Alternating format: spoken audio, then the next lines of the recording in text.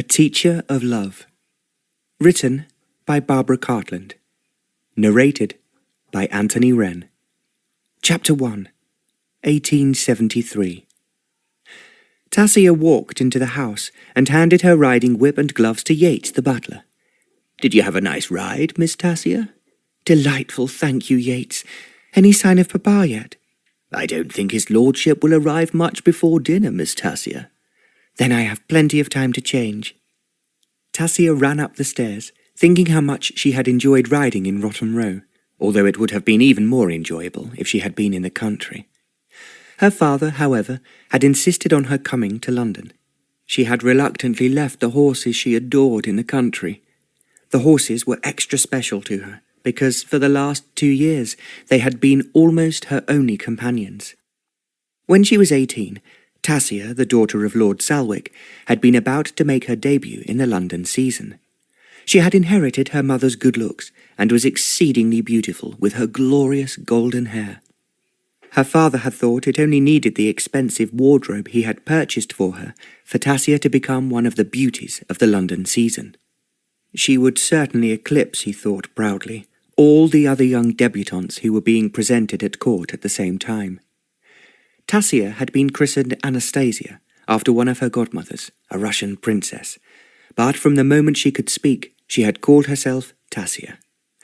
Her father and mother finally gave up the effort of attempting to make people call her by her longer and more distinguished name. Everything was arranged for her ball at their large house in Grosvenor Square, and already her many friends had begun to invite her to the season's balls and parties. Then, unexpectedly, just 6 weeks before they were to move to London, Tasia's mother, Lady Salwick, was taken seriously ill. The doctors found it difficult to diagnose her illness, but she needed nursing both night and day, making it impossible for her husband and Tasia to leave her. Tasia adored her mamma and was at her bedside every possible moment. Sadly, Lady Salwick died after a year's illness, and her husband and daughter had been heartbroken. As they were now in deep mourning, it meant that it was impossible for Tasia to join in the London season. So she remained in the country and rode her horses daily on her father's estate. As the family home was in a rather isolated part of the country, there were few neighbours, and she seldom saw anyone of her own age. But even though she spent most of her time alone, she was never lonely. She was most content being with her father, who was an extremely intelligent man. An ardent reader with an inquisitive mind, their huge library that had been added to by generation after generation was a constant source of delight for her. Tasia had been a prize student at her school for young ladies in Florence, and had a natural aptitude for languages. She had come away with many prizes, and the headmistress had said proudly that she was undoubtedly one of their most outstanding pupils. But now it was the end of April, and after quietly celebrating her 20th birthday in the countryside, her father said that they must go to London. He declared that he would give the ball he had always promised her, but she could hardly call herself a debutante at 20. "I think it is an advantage," Tasia said adamantly. "I was always convinced that I should find myself surrounded by giggling girls, fighting amongst themselves to capture the best title. Now I am past that, and can enjoy the ball without fear." Her papa had laughed. "That is so true. At the same time, my dearest, you have missed the opportunity of entering the social world in which your mother was such a successful hostess." "I could never be as good as Mamma at anything, but I will certainly try." "What you have to do is to find yourself a charming and influential husband," her father had answered. Tasia had chuckled. "Perhaps they don't make them in your image any longer, Papa, but I do hope that my dream man will turn up sooner or later." Her father had not said any more. When they moved up to London, it was to find the arrangements he was making for her were more difficult than he had expected. First of all, he invoked the assistance of his female relatives. They were very frank with him, making it clear that Tasia was now too old for debutante balls and too young for the parties given for married ladies, who disliked having to compete with unmarried females. Dismayed, Lord Selwick found that whilst everyone was delighted that he was giving a ball, they made excuses not to invite Tasia to dinner parties and the more intimate dances that took place afterwards. He had, however, not told Tasia this. He merely said that he was opening the London house in Grosvenor Square on April 25th. They would move, taking 3 of Tasia's favourite horses, so that she could ride in Rotten Row every day. He thought to himself that, as she was so attractive, it would be only a short time before she became a huge success. He was sure that there would soon be hordes of adoring young gentlemen at her feet. But Tasia had other ideas. She was thrilled to be in London and anxious to visit every museum and art gallery, although she was sure that they could not compare with those she had seen in Florence. In addition, she enjoyed buying expensive clothes at the shops her father had suggested that she should patronize. She discovered, however, that her outfits made the other women feel envious of her, and they certainly did not please the young debutantes. After 3 weeks of attending parties she did not particularly enjoy, she found that she had made very few new friends. Disappointed and unused to hostile women, she told her father one evening that she would rather dine with him and his friends at home. "What is wrong with you? Why are you not the huge success I expected you to be?" her father asked her almost abruptly. "The truth is, Papa, I am too old for the young bright things, and too young for the old married couples, and that is it in a nutshell." "I have never heard such nonsense," he replied. Equally, she knew that he believed her. Her father was not a fool, and he understood the ways of the world. He had enjoyed a most interesting career in more than one field, having travelled all over the world, and even undertaking special commissions for the Secretary of State for Foreign Affairs. This was a particular achievement, and due to his intelligence, diplomacy, and loyalty, rather than him being a professional diplomat or spending a great deal of time in the House of Lords. He often felt that it was extraordinary how many men far older than himself asked his opinion, and that they invariably found his advice wise was an even bigger feather in his cap. At the same time, like his daughter, he preferred the country life and enjoying hunting, shooting, and fishing. Now that his adored wife was no longer with him, he had no desire for the large house parties they had given when she was alive. On one thing he was determined, though, that his daughter should have a happy life of her own, which meant, in his opinion, that she should be married. Tasia changed out of her riding clothes straight into a beautiful evening gown, the one she enjoyed wearing when she and her father were alone. Although it was only early, it seemed rather pointless to change first into an afternoon dress, as etiquette demanded, and then change again for dinner. Her father was unlikely to have returned home just yet, so, dressed for dinner, she went into the library. She wanted to locate a reference book on a subject she was particularly interested in. It had become fashionable to study the development of mankind and to probe into the spiritual world.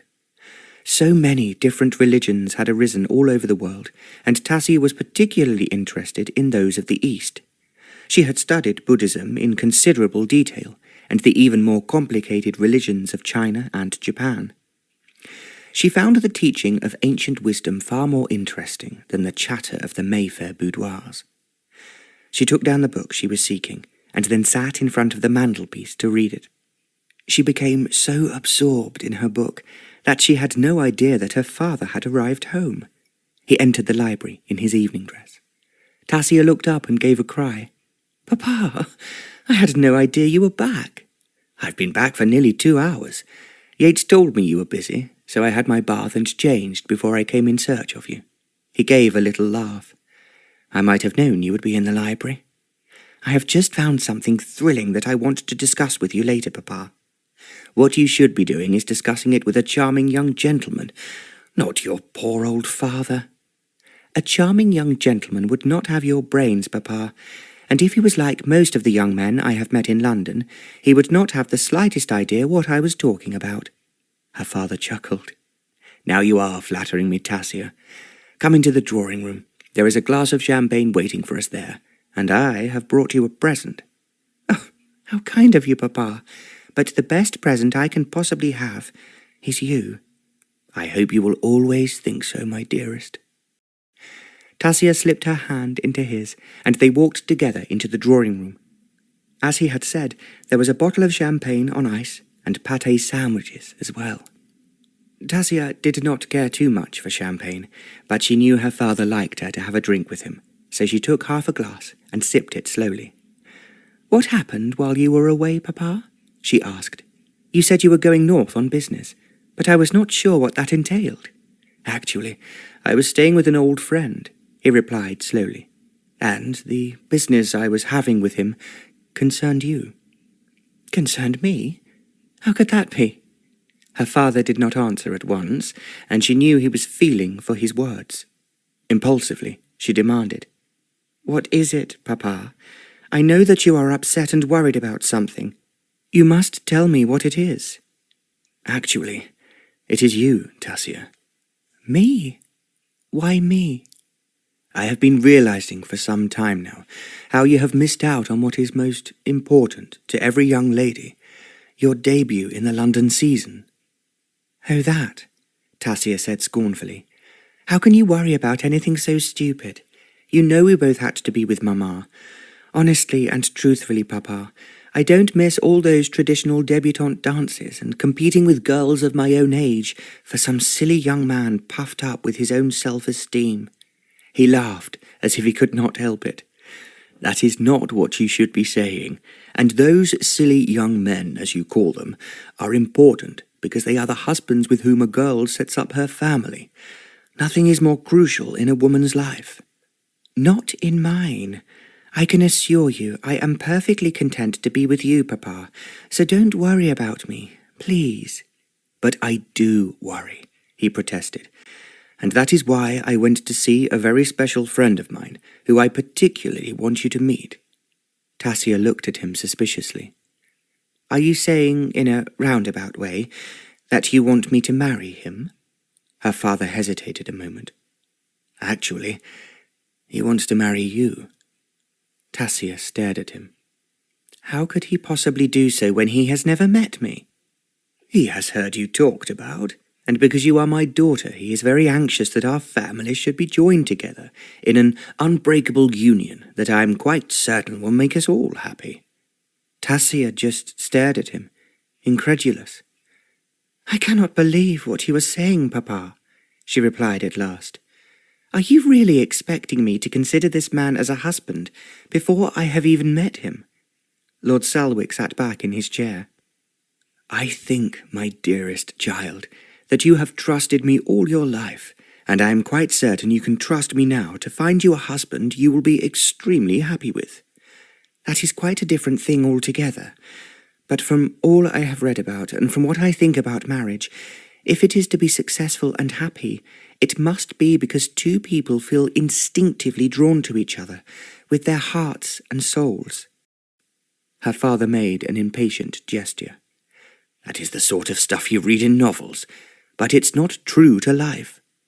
"Why not, Papa?" "Because what you feel at your age is something you are most unlikely to feel in 10 or 20 years' time. What you require is security, and that is what you will get with George Hazelbury." Tasia put her fingers up to her forehead. "Hazelbury," she murmured, almost as if she was speaking to herself. "I have heard you speak of him, but surely he is very old." "Nonsense," her father replied sharply. "George is still a young man, and a very clever one, which I know will appeal to you. He's extremely rich, and in fact he has more money than any man I know." He paused, but Tasia did not speak, and he went on. "He was married when he was younger, but his wife died in childbirth.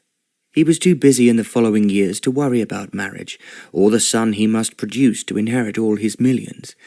Both he and I are convinced that you are the ideal wife for him." Tasia drew in her breath. "I am sorry, Papa, but I have no intention of being married to a man just because he is rich, or because he is a friend of yours. Of course, I will want my future husband to get on with you, but I must come first." "Which you will with George. As I have told you, he is a most intelligent man who has made his fortune in shipping and is likely to double it in the next few years." I am not at all interested in his money, Papa.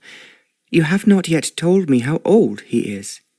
Her father hesitated, and she knew instinctively he was not going to tell her the truth. "Now, let me see. I think George must be a little over 35, but very young in some ways for his age. Well, quite frankly, Papa, he is far too old for me, and I have no intention of marrying him." "Don't be ridiculous." He brought down his clenched fist angrily on the arm of the chair. "You are far too intelligent, and always have been for any man of your own age. I am certain that you're beyond those of a man under 30. Tasia realized that this really was a compliment, but she merely commented sarcastically. "You are not talking of me going into business with your friend Lord Hazelbury, but of marrying him." Her father now thought he had gone a little too far. "Now don't you upset yourself, my dear. George is coming down to London in 2 days' time, and when you meet him you will know I am absolutely right in choosing him as your future husband. I promise you that you will be very happy and of great help to him in everything." "Is that why he wants to be married?" asked Tasia aggressively. "Of course it is one reason. In his position he has much entertaining to do in London and in Liverpool, where his business is. I cannot imagine anyone who would look more beautiful at the end of his table than you." "If it was just a question of remaining at the end of his table, it would not have troubled me. But getting married, as far as I am concerned, involves something hugely different." Tasia was thinking of all the stories she had always told herself when she was out riding alone, of the man who one day she would fall in love with, and how they would do everything together. He would of course be an exceptionally good rider, and they would ride through the woods she loved. He would feel, as she did, that the birds, the rabbits, and the squirrels were all friends, and they would welcome them into the enchantment that every wood held for her. She had even, when she was alone, ridden to the mysterious pool in the middle of one of her father's woods that the village people believed was magical. The housemaids had told her how they would drop a coin or something precious into the water, and then that night they would see in their dreams the face of the man they would eventually marry. There was also an old oak tree in another wood, where the young men in the village would carve their names, and next day they would return, hoping to see the name of the girl who found them attractive carved beneath it. Tasia had always loved listening to the stories and legends told by the village folk, and believed that one day the man she loved would enjoy listening to them too. They would travel abroad together, and she could imagine nothing more exciting than being in Greece with the man of her dreams, climbing the shining cliffs of Delphi. She was completely convinced that they would then become part of the Greek legend of lovers, and they would travel on to Delos, the birthplace of Apollo, to ask for his blessing on their marriage. So much of what she had read, and so many places she had visited in her dreams were linked to a companion. He would always be with her, would be her darling husband, and she would love and adore him forever. All these thoughts passed swiftly through her mind before she responded quietly. "I'm sorry, Papa. The answer is no. It is quite unnecessary for Lord Hazelbury to come here to meet me, for I have made up my mind." It was then that Lord Salwick lost his temper. He rose to his feet, upsetting his glass of champagne, and stood stolidly with his back to the fire.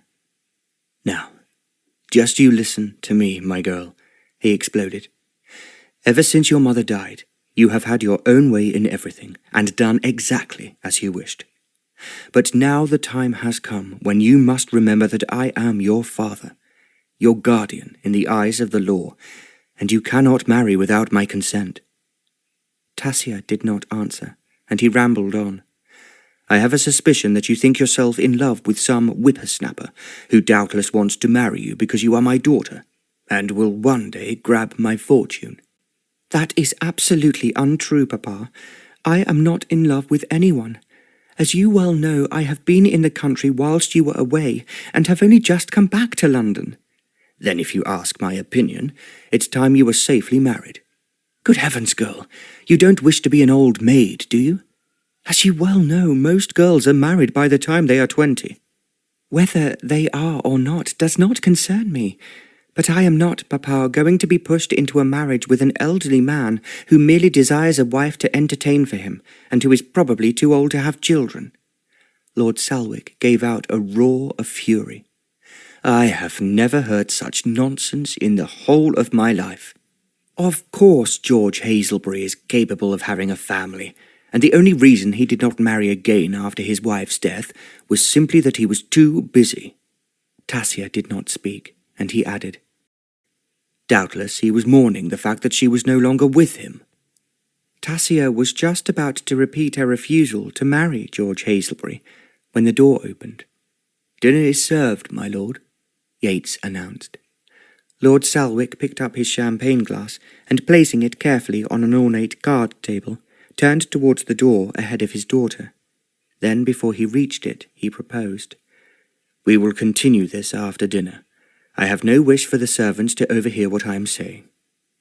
Tasia did not answer, as she well knew how to deal with her father when he was in one of his rages. It was to let him simmer down before she put forward her own point of view. She had spoken up now only because she had been taken by surprise. An arranged marriage was the last thing she ever thought her beloved father would inflict on her. She had been well aware that he had been deeply upset by her mother's death, and mourning had prevented him carrying out his plans to launch her debut in London. She had thought at the time that he was expecting too much in anticipating that she would be the belle of the season and the toast in every club in St. James's. Now Tasia realized, far better than her father, that she was neither. As she put it herself, "I am neither fish, fowl, nor good fresh herring." It did not worry her a bit, and she was quite happy to continue to act as hostess for her father, although she did recognize that very many of the girls of her own age, some she had even been at school with, were already married. They reached the dining room. The chef had prepared an excellent dinner, and Yates and the 2 footmen waited on them. The table itself was beautifully decorated, not only with 4 golden candlesticks, but also with purple orchids. It was Tasia's dear mamma who had always insisted on having fresh flowers whenever possible. Lord Selwick sat at the top of the table with Tasia on his right. It would have been easy to seat 30 or more in the dining room, and as she looked around the vast table, it suddenly struck Tasia that they were a somewhat lonely couple. What Papa should have had, she pondered, is a really large family, especially several sons, which would have prevented him concentrating on me as he is now. Dinner progressed slowly, with her father hardly addressing a word to her, and she knew it was going to be very difficult to prevent him carrying out his ambition to see her the wife of Lord Hazelbury. Her papa loved her deeply, and would do anything in his power to make her happy, and yet he was also a very pig-headed man when it came to ensuring his own way.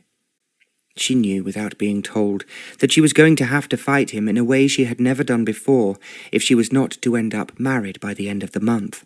The wife of a man she had never even seen, and was quite certain she could never love. Of course, she had heard and read about arranged marriages, especially with royalty.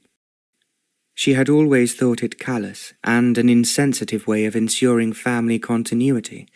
However, where royalty was concerned, it was an arrangement of advantage to both countries concerned. "But I am not a royal," pondered Tasia. "And even though Papa thinks himself of great importance, I consider it my right to give my heart to a man and receive his." She was far too intelligent not to appreciate that her father would gain something by having Lord Hazelbury as his son-in-law, and he, in turn, would doubtless improve his businesses by acquiring the right sort of wife. But that wife is not going to be me, Tasia thought decisively to herself. At the same time she was apprehensive, and dreaded the conversation she knew would continue after dinner. Thus, she found it impossible to eat very much. Her father, however, enjoyed an excellent meal, and drank a great deal of the best claret. Tasia moved from the dining table to the drawing-room, and Yates brought them coffee and his lordship's favourite liqueur. For a short moment, after they were alone, there was silence, and then Lord Selwick began. We must not quarrel over this. All you have to do is to receive George pleasantly, and when you do meet him, you will realize that I have chosen the right man for you." "I can see it is going to be difficult," replied Tasia slowly, "to make you understand, my dear papa, that I have no intention of obeying you." He parted his lips to speak, but she went on quickly. "I am very grateful for all you have ever done for me, and for making Mamma extremely happy, even in the last year when she was so desperately ill. At the same time, I intend to choose my own husband." "I have already told you, Tasia, that is something I will not allow. Let me remind you again that the law is on my side, as I am your legal guardian and you are underage. If you disobey me, then I can make things very difficult for you." "In what way?" she responded defiantly. He thought for a moment. "I can easily alter my will, for one thing, although it is something I would be very distressed to do. Perhaps you would miss your horses more than anything else?" "Are you saying that, if I do not marry this man you have suddenly produced, you will not allow me to ride?" "It is merely passing through my mind, and I would much regret it. But you are my daughter, and it is your duty to obey me. So, let's leave it at that." Tasia put down her coffee cup and rose to her feet. "I think this conversation is quite pointless, Papa, and will only upset us both. I'm going to bed. I am riding tomorrow morning after breakfast in Rotten Row, so I hope you will not take my horse from me before then." She did not wait for her father's answer, and walked swiftly out of the room, deliberately closing the door quietly behind her. She did not hear her father throw his liquor glass into the fireplace. He was shaking with anger. He was totally and absolutely determined that he would have his own way in this, and nothing and no one would stop him. Upstairs in her room, Tasia found her lady's maid waiting for her. She was a middle-aged woman called Ruby, who had been with her ever since she came back from school, and Tasia found her delightful. "You're early, Miss Tasia?" she exclaimed. "I'm tired, and I want a good night's sleep." "That's so real sensible of you, miss. I often thinks late nights be too much after a while, and you were ever so late the night before last." "I did tell you not to wait up for me, Ruby, so you should not have known how late I was." Ruby laughed. "One of them footmen told me, and you can't help people in this house gossiping. They got nothing better to do. I wonder if you will do something for me, Ruby." "Course I will, Miss Tasia. I'd do anything for you, if it's at all possible." "Well, when you get a chance, but don't make it seem obvious, ask Papa's valet what he knows about Lord Hazelbury. Papa has just been staying with him." "Oh, him," exclaimed Ruby. "We've heard a real lot about him and his big house. A right funny gentleman he seems to me." "In what way, Ruby?" "Well, from what Mr. Yates was saying, he's got pots of money, but he's ever so careful with it. He doesn't pay his staff half what us gets here, and he's always suspecting someone or other of stealing things as belongs to him." Tasia was listening intently. "That seems strange, when he is not married, and does not have a son to leave his money to when he dies." "I suspects, miss, like all them men who ever be so careful, he hopes to take it with him." As Tasia put on her nightgown, she added, "It seems odd, if he is as rich as what I'm told he is, that he has not married again. I suspects he wants to keep all for himself, miss, and a wife for any man, whoever he might be, can come expensive like." She thought as she climbed into bed that she had discovered the reason for Lord Hazelbury's anxiety to be married. It was something he must do for his position, but it would make life for him very much simpler if he married a woman with money. "Just as Papa," Tasia then mused, "wants me to have a grand title and millions of pounds at my disposal, Lord Hazelbury needs a wife with a very large dowry. Then she will not cost him anything." She was more determined than ever that she would not marry the man, and she was obviously certain that there was no chance she would fall in love with him. She hated meanness when there was no necessity for it, And what was more, she was sure that Lord Hazelbury was older than her father had said. She could look him up in Debrett's, but even if she did so, and confronted her father with the truth that he was over 40, he would still persist in saying that he was an ideal husband for her. She thought that maybe she had been rather foolish. She should have invited young gentlemen to come to the house and encouraged one of them to propose to her. There had undoubtedly been, although she had not told her father, men who had danced with her several times.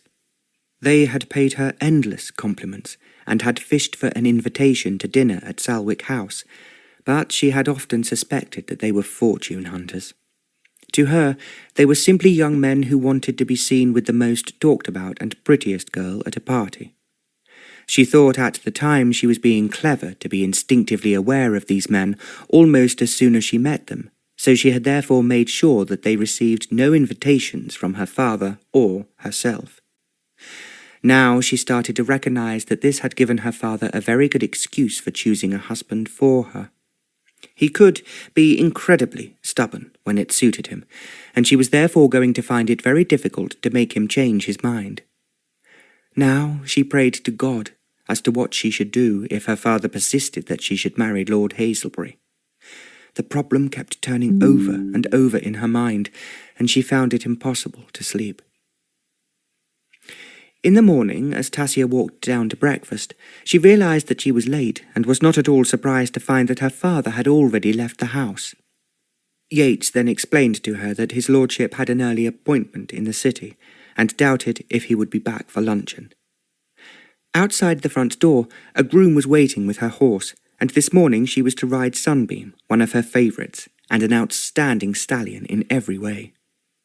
He was not only magnificent to look at, he was the best jumper Tasia had ever known, and was one of the fastest. As they entered Hyde Park and rode towards Rotten Row, she was thinking. If she lost Sunbeam and her other horses, she would miss them far more than any of her friends. I love them, and they love me, she told herself. There were already many riders in Rotten Row, as well as a few carriages of beautiful ladies who came to watch and to be admired. 2 gentlemen raised their hats as Tasia appeared, and she smiled at them. One of them remarked as he rode along beside her, "I have very much missed you last night at the Duchess's party, Tasia. What happened?" "My father came home, having been away for some time, and therefore I stayed in to dine with him." "That was very dutiful of you, but we missed you, and to be truthful, the whole party was rather boring." "Well, if that's true, I am glad I went to bed early." "Now that was a waste. What is the point of your going to bed early when you could have been dancing with me and sitting in the garden under Chinese lanterns?" Tasia thought he was sounding far too familiar. "I do think, Henry, as that is something you do every night, you must sometimes long for something different." "I can never do it too often if I am with you." Tasia felt it was an answer he must make a dozen times a week to a dozen different women. They rode on in silence until he asked, "Will you promise me the first dance tonight? We're going to a ball at the Duke's house in Regent's Park." "I will look forward to it, Henry." "Then the first dance is mine." Even as he spoke, another gentleman rode up on her other side. "You promised me, Tasia," he began, "that I could come over to see your house in Grosvenor Square, but you have never yet invited me to luncheon or dinner." Tasia giggled. "How remiss of me. You will have an invitation as soon as my father tells me when he will be here, Clarence. He only returned from the north last night." "I'm anxious to meet your father," he said, "but it's more important to be with you." The way he said it was far too glib, and as she rode on, Tasia was thinking that this was the sort of conversation she had to put up with every day. She would much rather be in the country with the woods, the butterflies, and all the birds for company. Then, almost as if a dark cloud had passed over the sun, she remembered that if her father won his way, she would not be alone in the woods. Her husband would be with her. The husband she did not want, and who would be marrying her, she was quite sure, because of her father's importance. Every nerve in her body told her it was wrong. as she rode home, there was a little voice inside her brain saying over and over again, "No, no, no." Chapter 2. Arriving home, Tasia found that her father had not returned for luncheon, but despite their disagreement the previous evening, she was not unduly worried. She knew that he would need to see plenty of people after his journey north. She was just sorry she had not lingered longer in the park. Regretfully, she had rushed back. She made a snap decision to take her dog for a walk. Jimbo was a cocker spaniel. He had been with her ever since she came back from Florence. Before leaving for school, she had been the proud owner of another cocker spaniel, also called Jimbo, and had been heartbroken to leave him and her horses behind. Jimbo had been old, and she knew that he would miss her as much as she would hate parting with him. Finally, she decided that the kindest thing to do was to give him to one of her father's grooms who loved dogs, and in particular Jimbo. So she was devastated to learn that he had died just 3 months later, after pining for his mistress. Despite the kind words of comfort sent in a short letter from the groom, she had cried into her pillow for several nights. She just could not believe that Jimbo's sad eyes and sweet face would not be waiting for her when she eventually came home. When she did return, she had been reluctant to choose another cocker spaniel, convinced that no other dog could ever take his place. But when her father finally persuaded her to have another dog, and she saw the tiny puppies clamouring for attention, her resolve melted, and she chose the smallest of the litter. It seemed strange, but it was as though he belonged to her immediately. Because she had no wish to forget Jimbo, she gave her new cocker the same name, and before long they were inseparable. The puppy was a sharp, intelligent animal, and it amused Tasia through the long winter evenings to teach him tricks. Now it was warmer. She often took Jimbo to play on the grass in the garden of Grosvenor Square, where he loved running after a ball or just sitting beside her on a seat in the sunshine. Feeling lonely whilst her father was away, she usually talked to him as if he was human, sharing all of her hopes and dreams for the future. Jimbo would cock his head on one side, and she felt sure he understood every word she said. Today, however, she felt that she must go for a proper walk. Outside in the fresh air, she could think again about everything her father had said to her last night. She had already made up her mind that she would not marry this lord he had chosen for her, but she knew in her heart it was not going to be easy to change his mind. As he had said yesterday, he was her guardian, and legally she had to obey him. More importantly, he had threatened to cut off her money if she disobeyed him. It was not the first time her father had been domineering when he desired something. Loving and gentle as he could be with her, he would frequently frighten those who worked for him, telling them that he would stop their pay if they did not carry out his orders precisely. He had used the same bullying tactics with her once before when they were quarrelling. "Don't forget, I pay for everything you have, and everything you do, young lady. If I stopped, what do you think would happen?" Tasia had tossed her head. "I expect I could make money if I tried, just as you have done, Papa." Her father had laughed scornfully. "I very much doubt it. In fact, my dear, if I was not here to pay for everything, you would no doubt starve." Now she worried that if her father became really disagreeable, he might threaten to cut her off without a penny. He would suppose he could force her into the arms of George Hazelbury. "I will not be bullied," Tasia insisted to herself, "and I will not marry someone I do not love." She would just have to be very firm after Lord Hazelbury arrived, but that would be so embarrassing for everyone. She could hardly say, "I seriously dislike your face and everything about you, so therefore the answer is no." She laughed out loud, because it sounded so funny in her head, but equally she knew there was nothing humorous about it. She and Jimbo walked over Grosvenor Square, and then she turned and thought she would go into the church at the end of Mount Street. This church had an atmosphere of holiness, and she felt it was filled with the true faith of those who had prayed there for generations. Just being there in the quiet sanctuary of the vestry invariably moved her so much that she could believe her prayers were carried straight up to heaven. There was no one in the church. She knelt down and prayed that she would do what was right, and it would bring her happiness. Jimbo sat by her feet in the pew and was very quiet. When they came out of the church, he was jumping about again as they walked through the churchyard and out into Mount Street.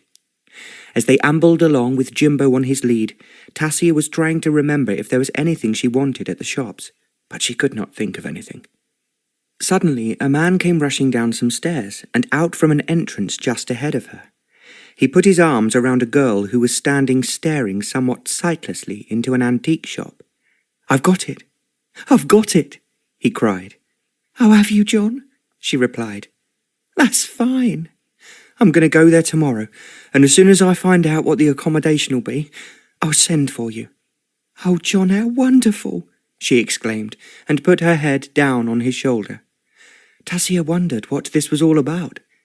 Then she noticed above the entrance the words Mrs. Lyne's Domestic Agency, and she realized what had excited the man called John so much. He must have just secured a position in the country as a manservant or perhaps a groom. Anyway, he seemed very happy, and she hoped that with the steady job secured, the sweethearts would be married and live happily ever after. Then, an idea suddenly came to her. She hesitated as the couple walked away, and then slowly climbed up the stairs. As she did so, she recalled that the housekeeper at home had told her that whenever they needed new servants, she went to Mrs. Lyne's Domestic Agency. Reaching the first floor, Tasia could see that the door straight ahead was open. She could see some girls who looked like housemaids, and two men, obviously from the country, sitting on a bench just inside the door.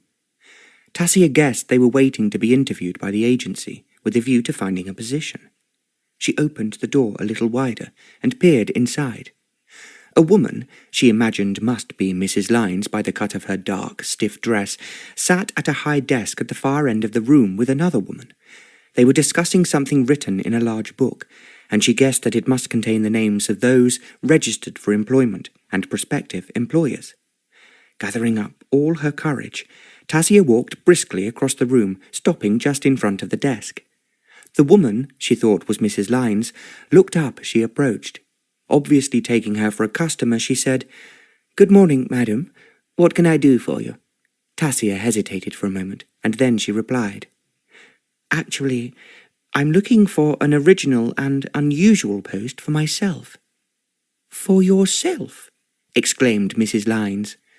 "I am so bored with having nothing to do, and I just wondered if there was an unusual position on your books to fill my spare time." She paused for a moment, and as Mrs. Lynes did not say anything, but just looked at her in astonishment, she continued, "Whether I am paid is not particularly important to me, except that I believe that a workman is always worthy of his hire." Mrs. Lynes gave a little laugh. "Everyone here would agree with that, but I am not certain I have anything on my books to interest you." She turned over several pages of her book, and then remarked, "Well, really, although it seems sad, I cannot think of anything here that would interest anyone as pretty and as smart as you are. I feel certain that there must be something on your books." Tasia persisted. "I would like to be a resident in the place where I am working, as I have a little trouble at home at present." Mrs. Lynes looked at her thoughtfully, as if trying to read her mind, before turning over another page. Then her assistant, a sprightly little woman with grey hair, started to whisper something in her ear. She bent down to listen, and then turned to Tasia with a tight smile. "There is one position which I can say is certainly unusual, but I doubt if you would entertain it." "Tell me about it, please," Tasia asked her, moving a little nearer to the high desk. "Well, there is a nobleman who has come to me quite often, and I've always satisfied him, but not this time." "Why is that?" Mrs. Lynes hesitated before she explained. "Actually, the vacancy is for a tutor for his 2 young sons. As it happens, the third one I've supplied his lordship with has just walked out, and they've no one to take his place. To be honest, I doubt you have any chance of succeeding where so many have failed, and they have never had a woman before." "What is wrong with these 2 boys, or the tutors you send?" "There is nothing at all wrong with the tutors, I can assure you," Mrs. Lynes responded indignantly. "I was asked to send men who were fully qualified and experienced in their profession, and that is just what I did. Both tutors were used to teaching at top schools and the best universities. She spoke so earnestly that Tasia felt rebuked and inquired almost apologetically, "Whatever happened? What upset them?" The two young gentlemen just refused to learn. Tasia looked surprised, but before she could speak, Mrs. Lines went on. "The very last tutor who came back to see me after he had left complained they are impossible and set their faces against learning. Whatever their father says, they are determined they will not do any lessons." "That does seem strange," remarked Tasia. "They tell me that his lordship has beaten his sons, but that only made them worse. Now, that's a pretty kettle of fish, and what am I supposed to do about it? 3 good tutors in as many weeks." Mrs. Lines threw up her hands as she spoke. Tasia cried almost without thinking. "Let me have a try. It will at least be a challenge." Mrs. Lines stared at her. "Do you really mean it?" "Well, it will not worry me if I do fail, though I will do my best, and I would certainly find it accommodating at the moment to stay at his lordship's house. Is it in London?" She thought as she spoke that if it was only a daily task, it would be quite useless. What she really wanted to do was to get away from her father whilst he was pressing Lord Hazelbury onto her. She must give him time to recognise that she had a mind of her own and would not be bullied. As her friends in England were rather scanty, if she went to stay with any of them, he would certainly be able to find her quickly. Also, she would have to find a very plausible excuse for leaving her home in Grosvenor Square, and for the moment she could not think of one. "Yes, it is," Mrs. Lines answered, "and his lordship owns a country estate as well, and I don't really know what to say to you, but if—" She was interrupted by her assistant whispering in her ear. Oh, is he still here? I thought he left long ago." She turned back towards Tasia.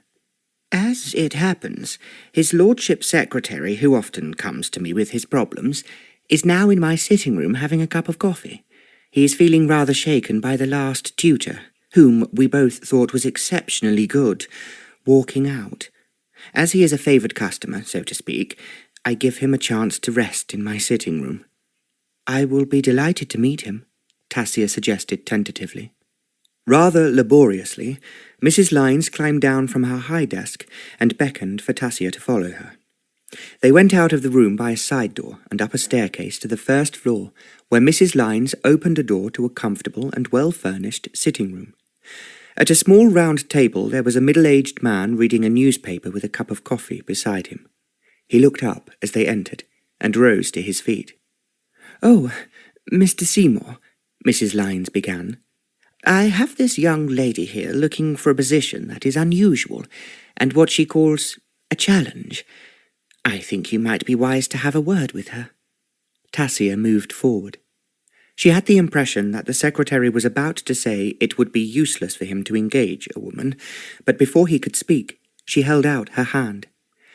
"I have been very interested, Mr. Seymour, to hear what Mrs. Lines has been telling me. I think it might be to your advantage, and to mine, if we had a little talk about it." "Yes, I suppose so," responded Mr. Seymour somewhat hesitatingly. "Well, I'll leave you two alone," said Mrs. Lines, "and if anything comes of it I will be delighted, but I'm not going to bet on it either way." She laughed loudly at her own joke and left, closing the door behind her. Tasia sat down on a chair next to Mr. Seymour. "I have just realised that Mrs. Lines introduced you, but not me. My name is Anna Wick." She thought of this when she was coming up the stairs. As it was an abbreviation of her own names, she thought she would be able to remember it. Mr. Seymour looked at her quizzically, and then he intoned in a somewhat solemn voice. "I am afraid, Miss Wick, that you would not find the position we are discussing at all easy, nor in fact do I think it really possible to employ a woman in the post." "As you have not tried to employ a woman, that really remains to be seen. But whether we can come to an arrangement or not, do tell me what the problem is. I'm curious." "Has Mrs. Lines not told you?" Mr. Seymour asked in surprise. "No, She merely informed me that 3 tutors had been employed, but subsequently left because the 2 boys refused to learn anything. Quite so. It's an unusual situation, especially as the boys in question are little more than children. Tasia looked at him, astonished. And they have defeated those Mrs. Lyons described as highly qualified? Highly qualified indeed. I chose the tutors on the Earl's instructions. 2 of them had firsts at university, and the 3rd an excellent second. Then what happened? Mr. Seymour gave a deep sigh. The 2 boys, well, twins actually, have decided they will not learn any lessons. In fact, they will not even listen to a single one. Tasia laughed. I cannot help thinking it is quite funny. What have you done about it? The tutors have tried punishing them, but they just laughed and ran away to hide. When the Earl returns, he will be extremely annoyed with me for not finding better teachers for his sons. He can hardly blame you. They must be very poor teachers if they cannot make the boys listen to them. That is what I keep thinking. But I had great hopes of the last one, and he seemed to be most intelligent. In fact, I found him very interesting. How old are the 2 boys? I suppose they are being educated to go on to a public school. His lordship was educated at Eton, which is where he wants his sons to go, and then he went on to Oxford. That was the same as her father, Tasia mused. She was very certain that this represented by far the best education available to the sons of gentlemen. So, how old are the boys now? She repeated. They have just passed their 7th birthdays. 7th? Exclaimed Tasia. I thought they must be at least 11 years of age. No, they're only 7, but seem older for their years because their father is such an intelligent man. What happened to their mother? There was a silence for a moment. Then Mr. Seymour replied as if reluctantly. She left his lordship and her sons when they were 3 years old, but she was killed the following year in a coach accident. The way he spoke made Tasia sure that the lady in question had left her husband for another man. It seemed that a father who did not understand them had brought up the children without a mother. She was conscious of how much her mother had meant to her as she responded. Oh, I am very sorry for the little boys, but surely they are far too young for a private tutor. There was a pause, and then he commented. His lordship believes that a woman's influence is not always a good thing, so he wanted male teachers for the boys. Tasia was putting 2 and 2 together. She guessed that if his lordship's wife had indeed run away with another man, he would in consequence be prejudiced against all women. What are you going to do now? She asked. I have been asking Mrs. Lyons to find me another tutor, but as you might imagine, word has gone round that this is just a hopeless position. I was told I was lucky to find the last tutor who left this morning. He said the only thing he regretted was wasting his time on the impossible. Mr. Seymour seemed so annoyed that she could not resist laughing.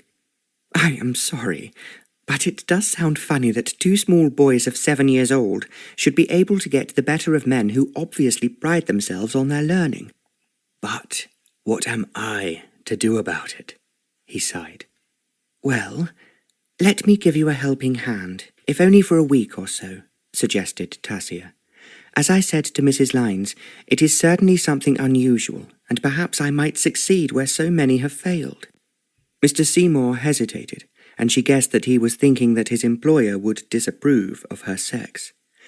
You have not yet told me the name of the father of these boys, who are certainly proving themselves original, if nothing else. It is not the sort of originality I find amusing, Mr. Seymour stated firmly. In fact, I am distraught at thinking how angry his lordship will be. What is his lordship's name? Persisted Tasia. I thought Mrs. Lyons would have told you. He is the Earl of Linsdale, and his 2 sons are Peter, who is the Viscount, and was born an hour before his brother, Simon. I suppose that being twins gives them jointly more courage than if there was just one of them. You cannot believe how obstinate they are. That is exactly what I shall enjoy finding out, Tasia asserted. If you tell me where his lordship lives, I will come to you this afternoon. Mr. Seymour stared at her. "You are really prepared to do that?" he exclaimed. "I haven't made up my mind yet if I can take the risk of it being an utter failure. But, of course, you could just come temporarily until I find someone else." He gave another deep sigh. "I'm not sure it's not going to be easy, but a man is what his lordship will definitely expect to find when he comes home." "And when will that be?" Mr. Seymour gave a helpless gesture. "He is now travelling on the continent, and might be away a month or even a year. One never knows until he reappears." "And what happens to his sons in the meantime?" "I look after them when they are in London, and in the country there is another secretary, like myself, who runs the Earl's estate as well as the house." He saw that Tasia was listening and continued. "It was actually Mr. Dawson who sent the boys up to me after the second tutor he had engaged gave in his notice and left within 24 hours. "I suppose that was somewhat disconcerting." "Mr. Dawson had no hope at all of finding anyone at such short notice to fill the place in the country, so he sent the boys up here. I hoped they would settle down with the man I chose for them. Very nice he was, and extremely clever. I found it hard to believe that an individual could have won so many awards." "If he was that clever, why did he have to take a position as tutor to two small boys?" Tasia questioned. Mr. Seymour smiled. "I think, Miss Wick, it was a question of money. His lordship is indeed very generous where his sons are concerned. In fact, he does not hesitate in allowing me to buy anything I consider necessary, either for the house, the horses, or for the comfort of those who serve him." Tasia could see quite clearly that all the tutors had thought teaching a couple of small boys would be easy work. She could understand why they had left in a hurry, as they would have no wish for anyone to know that they had failed. Mr. Seymour pushed his coffee cup to one side. "Are you really telling me, Miss Wick, that you are prepared to take a chance on these two young rascals, at least until I find someone of whom his lordship is more likely to approve?" "I am sure I will enjoy the challenge, Mr. Seymour, but I must stipulate one thing." "What is that?" he asked anxiously. "That no one interferes with me and tries to prevent me from doing what I want to do with the two boys." "Of course," he assured her. "Actually, they are very pleasant boys, and should be as bright as their father." "You say the Earl is clever. In what way?" She thought as she spoke that he was not likely to be as gifted as her father, as she knew that the aristocrats she had met were not usually renowned for their brains. "It is a bit difficult where a gentleman of leisure is concerned," Mr. Seymour replied, "but his lordship has managed to make his house in the country one of the most famous in England for its pictures and furniture, many of which he has collected himself." His voice then deepened with a sense of pride. "The last time that His Royal Highness the Prince of Wales stayed at Linsdale Court, he said it was one of the most delightful houses he had ever seen." "And the house is in London? Where is it?" She was hoping it was not too near Grosvenor Square, as, if she was in hiding from her father, one of the servants might see her and tell him where she was. "It is one of the very few houses in Regent's Park. Again, his lordship has transformed an ordinary, if old, building into one of London's great treasures. He has even collected a number of ancient books and manuscripts that every museum in the country would like to possess." There was so much admiration in the way that Mr. Seymour spoke that Tasia could not help smiling to herself. She could understand how frustrating and annoying it must be for the Earl to have twin sons who insisted on being ignoramuses. She rose from her chair. "I am looking forward, Mr. Seymour, to coming to you this afternoon. Perhaps you will write down the name of the house, as I will take a hired cab." Of course," he muttered, knowing that he should have thought of it himself. He drew a piece of paper from his pocket with the Earl's crest on it and handed it to Tasia. "We have not discussed, Miss Wyke, what your remuneration will be while you try to persuade these young gentlemen to listen to you." "No, we have not yet discussed it, Mr. Seymour, nor have I told you, as I feel I should, my qualifications." "That is most remiss of me." "But I think, if you are honest, that you are thinking they will not be particularly necessary or useful. Actually, I can speak fluent French, Italian, and German, and quite a lot of Greek, Also, I did very well at my school in arithmetic and geography." "Splendid, splendid," exclaimed Mr. Seymour. Tasia's eyes were twinkling as she guessed that he was supposing that none of these qualities would have any impact on the two ignorant boys. Tasia shook Mr. Seymour by the hand, and then she walked down the stairs to find Mrs. Lines. "Thank you very much, Mrs. Lines. Mr. Seymour and I have come to an agreement. I'm going to Linsdale House this afternoon." "You are? Well, that's a big surprise. I think Mr. Seymour expects me to be there only for 24 hours, but I must try to prove him wrong. He is so troubled that he will be grateful if I can, at least stay a week." Mrs. Lines laughed. "Well, you're a one. I do admire you for taking on what no one else will touch, and if you succeed, it will be a great feather in my cap." "I will certainly do my best." Then Tasia shook Mrs. Lines by the hand. "I have not fixed up with Mr. Seymour what I am to be paid, but I leave that to you, and of course he should be most appreciative to you for finding me." She turned away before Mrs. Lines could think of a suitable retort. She was leading Jimbo, who had sat quietly beside her all the time she was in Mrs. Lines' sitting room. Now she hurried down South Moulton Street into Grosvenor Square, pondering that at least she had found a hiding place where no one would think of looking for her. She was banking on her father abandoning his plans for her when he became worried about her absence. He should then be fully aware that it was ridiculous to think of marrying her off to a man who was too old and whom she had not even met. As she walked into the house, Yates said to her, "A message from his lordship, Miss Tasia, to say he's sorry but he's unable to join you for luncheon today. He's had to go to the House of Lords to meet someone on business, but hopes to be back in time for tea." "Thank you. Please tell Ruby I want her." She went upstairs, and had not been in her bedroom long before Ruby appeared. "You wanted me, Miss Tasia?" "Yes, Ruby. I have had an invitation to go to stay with some of my friends, and may be away for a week or so. Please pack everything I require, including my riding habit, and, as we may pop down to the country, I will need some suitable country clothes as well." "Yes, of course, Miss Tasia. I'll start right away." Tasia went downstairs to eat her luncheon alone. She was thinking that it would undoubtedly give her father a huge shock to find she was not there when he came home. It would also make him realize that she was serious. She had said that she would not marry George Hazelbury, and would not contemplate changing her mind. As soon as she had finished her luncheon, with only Yates to talk to, she went into the drawing-room. She sat down at the writing desk, and hesitated for a moment before writing. "Darling Papa, because I am so upset at what you have told me to do, I have gone away to stay with my friends for a few days, where I can think everything over. You already know my feelings on the subject, and as I so hate quarrelling with you, it is much better to be apart until we can agree.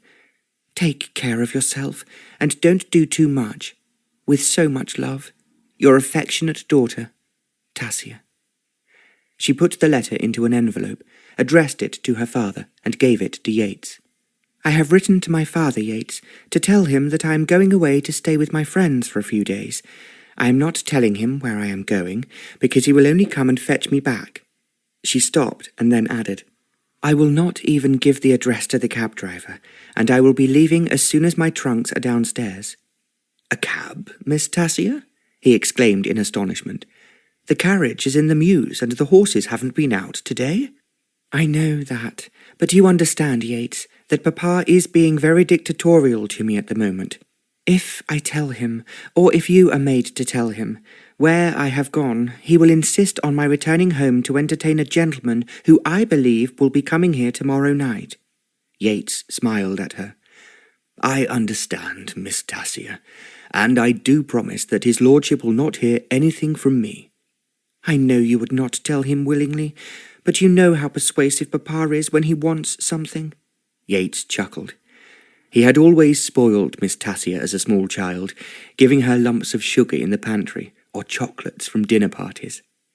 "Now do look after my Papa, Yates. He need not worry about me, as I am with people I trust." She did not wait for him to reply, but ran upstairs to see if her luggage was ready. She was wearing a very pretty frock from the best shop in Bond Street, and she did not bother to change. She reckoned that the two small boys would not be at all interested, but at least the servants in the house would show her some respect, as her clothes were those of a lady of quality rather than a governess. Ruby had her trunks ready, and 2 footmen carried them downstairs.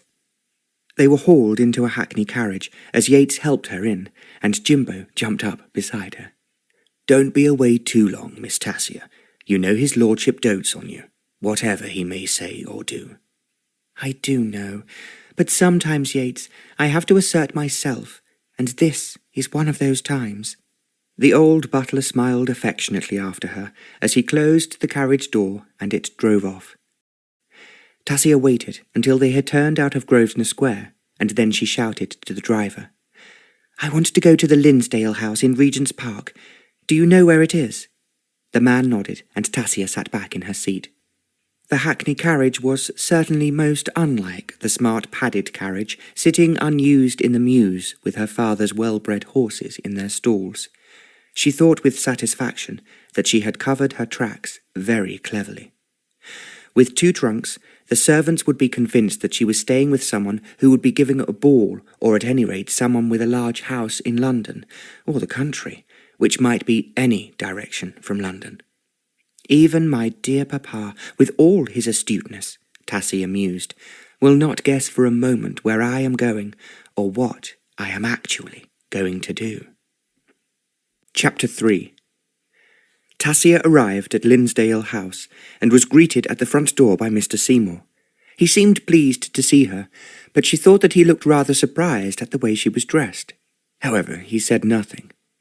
As they walked into the house, Mr. Seymour began, "Now, Miss Wick, is there anything you wish to ask me before I take you upstairs to meet the 2 boys?" Tasia was holding Jimbo by the lead, and he looked down at him questioningly. "I suppose the dog stays with you all day?" "And he sleeps with me. In fact, he goes everywhere with me, and I think he might be very useful." Mr. Seymour did not ask what she meant. "I'm sure, Mr. Seymour, it would be wise for me to meet the boys by myself. I think in a situation like this we might put the young people off the older, so to speak." Mr. Seymour smiled. "I don't think you would come into that category, Miss Wick." "Nevertheless, you promised me I could have things my own way. I was thinking, as I was driving here, that the schoolroom would doubtless be what used to be the nursery." "Of course, yes. That's where the boys have always had their bedrooms since they were quite small, and the nursery has now been turned into a schoolroom." "Just as I guessed, and I think it is a mistake." "A mistake?" he exclaimed. "You are asking these 2 boys, who I have not yet met, Mr. Seymour, to have a man's education, which of course is what they will receive at Eton and Oxford.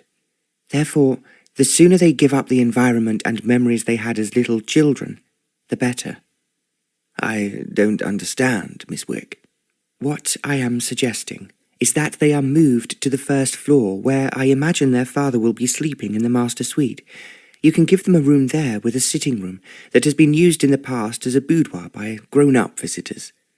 There was silence while Mr. Seymour stared at her in astonishment. I don't know what his lordship would say to your idea." "I think if his lordship realizes that his sons have gone on strike and refuse to learn at all, he will be relieved if I can persuade them, in my own way, to do something totally different." When she used the word "my," Mr. Seymour looked most uncomfortable. It was obvious that, seeing how young she looked, he was not expecting her to be firm with the boys. After a moment when no one spoke, he suggested, "I think I had better send for Mrs. Donaldson, the housekeeper." He went to the door to tell one of the footmen in the hall to fetch her. When he came back, Tasia remarked, "If I am asking too much, perhaps you would prefer me not to take on this task, which I am fully aware is not an easy one." No, Mr. Seymour exclaimed. "Of course I want you. I was just surprised at your requests. But now I think of it, we should have thought of it ourselves." Tasia smiled at him. "That is most generous of you, Mr. Seymour, but I am afraid I will be asking for quite a number of things if you want me to try and change the boys for the better." "It's so important to his lordship that they should be," Mr. Seymour responded in a rather ruffled tone. The door opened and Mrs. Donaldson entered. She looked just as a housekeeper should, in a black silk gown with a silver chatelaine hanging from her waist. "You sent for me, Mr. Seymour?" she began in a rather refined voice. "Come in, Mrs. Donaldson. I want you to meet Miss Wick, who has come to teach the young gentleman in the place of the tutor who left this morning." When I learned that he was gone, I was surprised. He seemed an intelligent man who would be able to handle the young gentleman. "Well, sadly he proved himself a complete failure, as I've been telling Miss Wick," continued Mr. Seymour. "She has new ideas, Mrs. Donaldson, which may seem unusual, but which I think myself are indeed very practical." Mrs. Donaldson walked over to Tasia, who rose as the housekeeper approached and held out her hand. "If I am to succeed in the task I am undertaking, I hope, Mrs. Donaldson, that you will help me, because I am quite certain that I will need your assistance." Mrs. Donaldson's rather hard expression softened. "I'll do my best, Miss Wick, but as Mr. Seymour's told you, they are difficult. Very difficult indeed. I am accepting it as a challenge, and if you and Mr. Seymour will help me, I feel certain we shall be successful where others have failed. That's the right attitude, and I wish you luck. What I want is that the two young gentlemen are moved from the nursery and brought into the best part of the house, so that they will feel they are growing up, and his lordship will no longer treat them as children." Mrs. Donaldson gazed at her quizzically. "I understand what you are saying, Miss Wick, but what exactly are you suggesting?" "I want to put them on the first floor where their father is, and to have a bedroom that has previously been used only by guests, with a comfortable sitting room and a bedroom nearby for me." Mrs. Donaldson gave a loud gasp. "That's never happened before." "I know, but I dare say the previous generations of Linsdales were not as difficult as this one." "That certainly is the truth," Tasia smiled. "I am sure there are plenty of rooms here, and even when the house is full up, the two sons of his lordship are really of more importance than anyone else." "Of course they are," Mr. Seymour said before Mrs. Donaldson could speak. "But we've never thought of them until now as being anything but children." "If they are indeed old enough to have a tutor, then we must forget all about nannies, rocking horses, and toys." "You are right, Miss Wick, but Mrs. Donaldson and I have never thought of it before." "Then please, will you organize a really nice suite for me, and take my luggage up to the bedroom next to it? I want the sitting room, which I expect you will convert from a boudoir, to look as delightful and distinguished as it was for his lordship's friends. I do not want anything that is in the schoolroom upstairs to be brought down." Mrs. Donaldson drew in her breath, and then when Tasia rather suspected she might oppose the idea, she said, "It's certainly an experiment, Miss Wick, that has not been tried before. If you're successful, I feel sure his lordship will be very grateful." "I intend to be successful," Tasia answered. "But, as you both appreciate, I will not achieve it without new ideas and new methods. I have always believed the environment we live in affects us all strongly in one way or another. Now, I must go upstairs, and I would be grateful if you will guide me, Mr. Seymour. At the same time, I wish to go into the schoolroom alone." Mrs. Donaldson moved towards the door. "I'll see that a suite's ready for you, Miss Wick, and I'll have your luggage unpacked by one of the housemaids. That is very kind of you, and I am most grateful." She knew as she turned to walk upstairs that Mrs. Donaldson was looking at her clothes, and she was sure that her elegant dress from a fashionable shop in Bond Street had achieved the effect she had hoped. It was quite a climb up the front stairs, and then up the staircase to the second floor. In the top landing there was a row of doors, and they looked, Tasia thought, exactly like the nursery doors had looked at home when she had been a child. She was certain that the rooms inside would be very much the same as the rooms she had been brought up in. Perhaps there would be more tin soldiers than she had played with, but the toy cupboard, the rocking horse, and the screen covered with cards would all be identical. She was still holding on to Jimbo, and she noticed that Mrs. Donaldson had looked at him questioningly. She felt that she was wondering if he was clean in the house, but she had not protested at him being there. They stopped outside the third door on the landing. "The boys are here. announced Mr. Seymour. "Are you sure you don't want me to come in and introduce you?" Tasia shook her head. "No, I wish to go in alone, and perhaps it would be a mistake for my clothes to be unpacked before I am quite certain I am able to stay."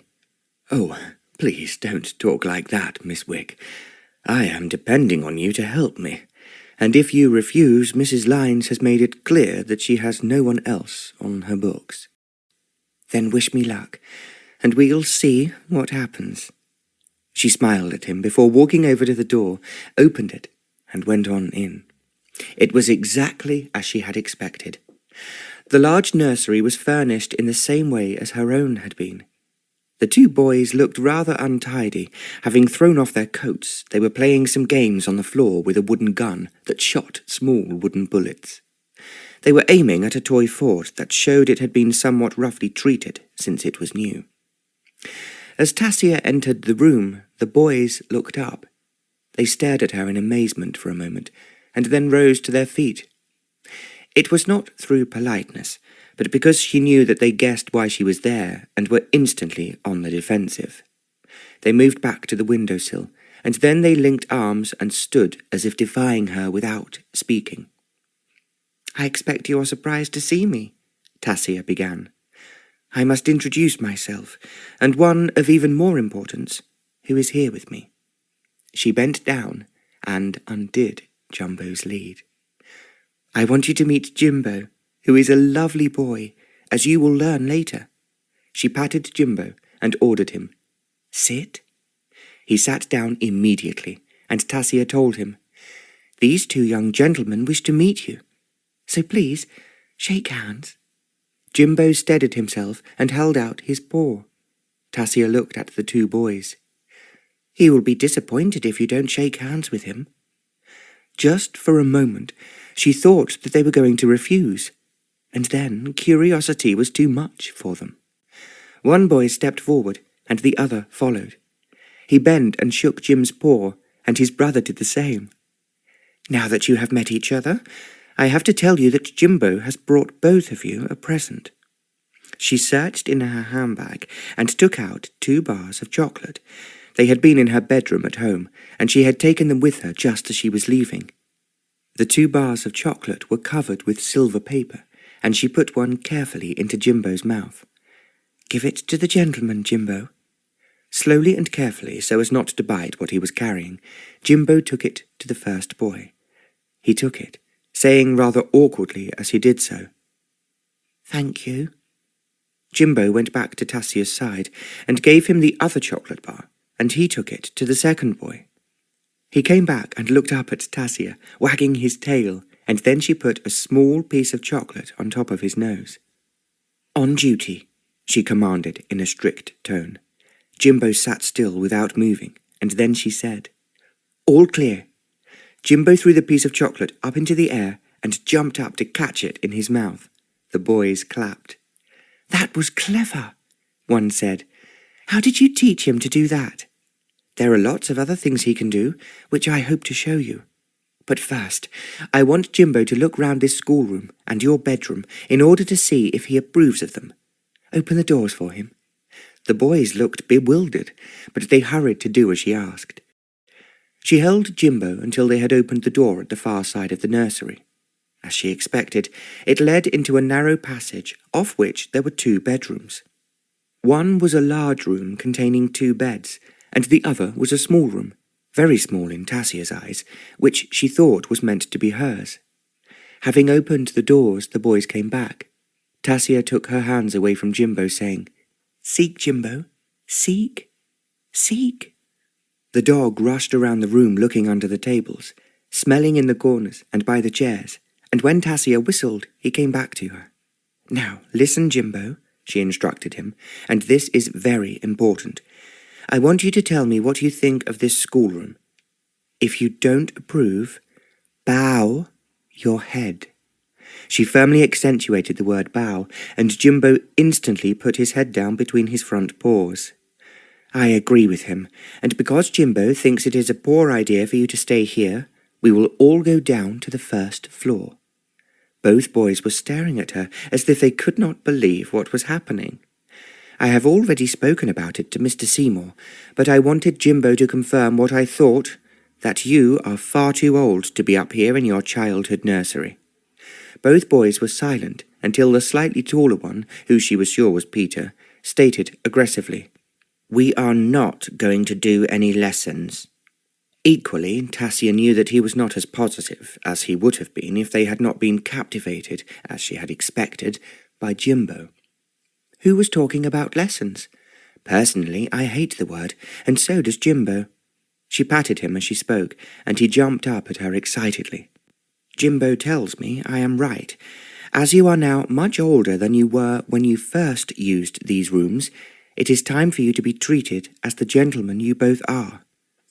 "Are you saying," asked Peter, "that we are moving downstairs, or that we are going away to school? I am sure you don't want to go away to school yet, but I think you are too old to be up here. As Jimbo thinks so too, I suggest we go down and see what Mrs. Donaldson has prepared for you."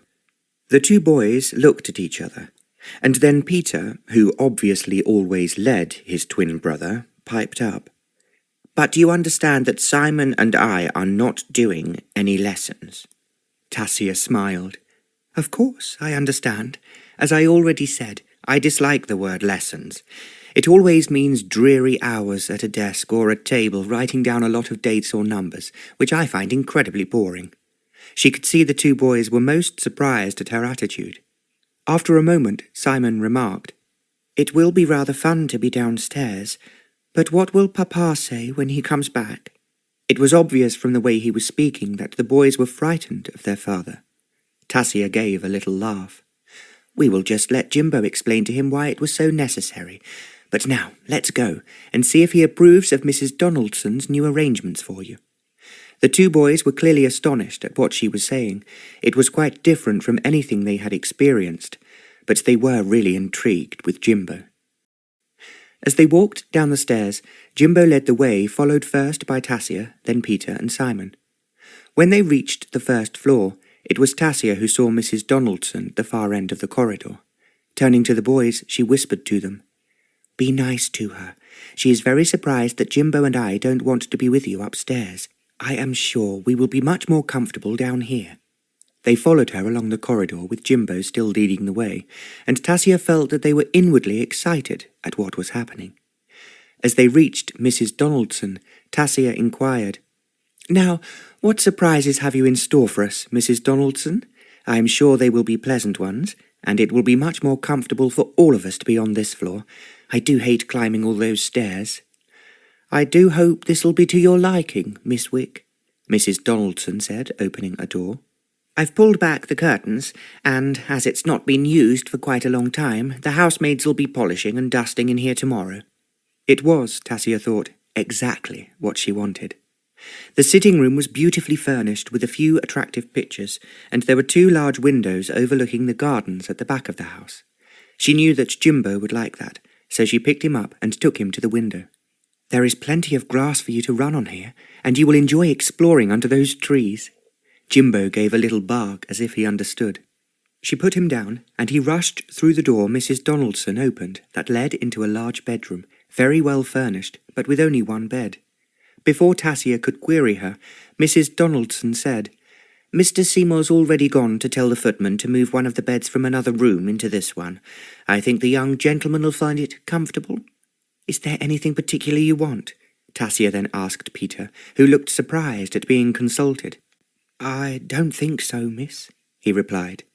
"I like this sitting room. I think it's very pretty, and I am sure Jimbo will enjoy being in it. But of course, he must sleep with me." Mrs. Donaldson came in somewhat sharply. "His lordship's dogs, if they're in London, stay in the mews." "I can appreciate that, but Jimbo is a very special dog. He understands exactly what is going on, and he told me clearly that he did not think the schoolroom was good enough for these two young gentlemen." Mrs. Donaldson looked only a little mollified. "Now, I'll show you your room, Mrs. Wick." She next opened a door that led to another bedroom, and this, Tasia realized, was one of the state bedrooms to which the boudoir really belonged. Her room contained a four-poster bed with carved gilt posts and an eiderdown of blue silk, and there were blue curtains over the windows. Almost as if she was about to ask the question, Mrs. Donaldson declared, "This is the Bluebell Suite, and I think, Miss Wick, you'll be ever so comfortable here." "I am certain I will," Tasia smiled, "and thank you very much for finding us something so delightful." She looked at Peter, and to her surprise he said, "Thank you so much, Mrs. Donaldson. Simon and I would much rather be down here than still be stuck upstairs. Isn't that right, Simon?" "Yes, it is," Simon agreed readily. He was kneeling on the floor patting Jimbo, and he answered somewhat indifferently as he was concentrating so intently on the dog. Mrs. Donaldson rustled towards the door. "I'll now have your bags brought up, Miss Wick, and the maids will unpack everything for you." "Thanks very much," replied Tasia, as she turned to the boys. "I expect the lessons you have been having were all extremely boring." "Then, if you are not going to teach us," inquired Peter, "why are you here?" There was a pause before Tasia answered him. "If I tell you a secret, will you keep it?" The boys' eyes opened wide. "A secret?" they both exclaimed. "It is very, very important that no one should know about it. So, just see that the doors are shut, especially the one into my bedroom where the maids will be." The boys ran to the doors, while Tasia sat down on the sofa. When they came back to her, she suggested, "Sit near me, because I'm going to speak in a very low voice." The boys did as they were told. Jimbo jumped up onto her lap, and then she looked over her shoulder before whispering, "I am running away, and I have come here for you to hide me." "Running away? But why?" "Because my father wants me to do something I do not want to do, and I am hiding so that he cannot find me." "Will he be angry with you for running away?" "I expect so, but when he cannot find me, he will at first be worried, then he will decide that he wants me back. When I do go back, he will surely give up trying to make me do something I don't want to do." "But you think he will come looking for you?" Tasia nodded. "I'm afraid so, Peter. So we will have to be careful not to go anywhere I might be seen by people who know me." "I think it is very brave of you to run away," Simon joined in. "Peter and I thought of running away when that last tutor kept smacking us when we didn't do what he wanted, but we could not think where we would go. And we had no money," added Peter. "I'd expect if you boys did run away, your father would have detectives looking for you, so it would be very difficult to hide." "Will detectives be looking for you?" asked Peter. "Not for some time, because my father thinks I am staying with friends, although I did not leave any address." "It's very plucky of you, but suppose he finds you, will he then make you do what you don't want to do?" "I hope he will be so pleased to see me that he will stop being angry and let me have my own way." She suddenly thought that perhaps she might have encouraged the boys to run away, so she hurriedly added, "It is certainly a big mistake to run away unless you have plenty of money and somewhere safe to stay." She realized they were listening and went on. "My father would never dream of looking for me here, so I am going to stay with you until I am quite certain he has changed his mind." "We will help you if we can," offered Peter. Tasia smiled at him. "That is very kind of you, Peter. I will not forget to ask for your help when I need it." There was a silence for a bit, and then Simon asked, "Does Mr. Seymour know your secret?" No, of course not, and you must not tell anyone, so please cross your hearts and promise me you will not say a word of anything I have told you." Both the boys crossed their hearts. We promise, they chorused, "but we thought you had come here to teach us."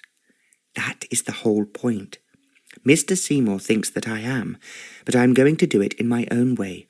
Therefore, we are not going to bore ourselves with lessons. We are going to enjoy ourselves very much." "How can we do that?" asked Simon, puzzled. "I have thought of several exciting adventures for tomorrow, but as I might need to hide when strange people come here, I think that now you should show me around the house." The two boys jumped to their feet. "I would love to see all of it. You can point out the places I can creep into if there is someone knocking on the door I recognize." Both boys thought that this was an exciting game. They went downstairs to the ground floor, showing her the rooms one after another. The drawing room was certainly impressive, and so were several of the rooms near it. When she saw the music room, Tasia gave a cry of excitement. "You have a lovely piano. Can you boys play?" "It is something I would like to do," Peter replied, "but no one has ever taught us." "I will show you how to play the piano, and this is a marvellous room to dance in." "There is a bigger room than this. It's called the ballroom, but I can't remember a ball being held in there." "Let me have a look at it, please," smiled Tasia. They left the music room and were passing another door when she asked, "What is in there?" "Oh, that's the library, and it's just full of books." "I must see them," insisted Tasia. "They are all beastly dull. One tutor made us read about the history of England. Then he made us write down all the dates, and it was very boring." Tasia looked round, and then she gave a cry. "That is a lovely picture over the mantelpiece." Simon smiled. "They are horses, and when we are in the country, we ride horses." "You don't ride in London?" Simon shook his head. "In the country we are allowed to ride with Papa or one of the grooms, but in London they say no, so we just walk about the garden or in the park." "Well, I think that is a waste of good horses. Look how beautiful those horses are in the picture." It was, she saw, the Mare and Foals in a landscape by George Stubbs. Tasia had always loved the pictures of Stubbs. Her father owned 3 Stubbs in the country house and 1 in Grosvenor Square. She saw the 2 boys looking at the pictures. "I tell you what we might do one day if it is raining. That is to find all the pictures of horses in these books and arrange them together so that we create a parade of horses all of our own." The boys stared at her. "I suppose there are pictures in these books," Peter said, "but we have never seen them." "Of course there are pictures in these books. We will have a race to see who gets the most horses first. Then you must convince your father that you are really fond of horses, and I am sure he will let you ride in London, or anywhere else you happen to be. He just might do that. I will show you a picture of my favourite stallion called Sunbeam." "Oh, that's a nice name," Simon called out. "What you have to do is to make your father realize that you love horses so much that he will give each of you one of your own. I would be very unhappy when I was your age if I had not been allowed to ride. Now I have 6 horses that are all mine." "Then you are very lucky," murmured Peter slowly. "I think I am lucky. But you will be lucky too if you go about getting your own way cleverly.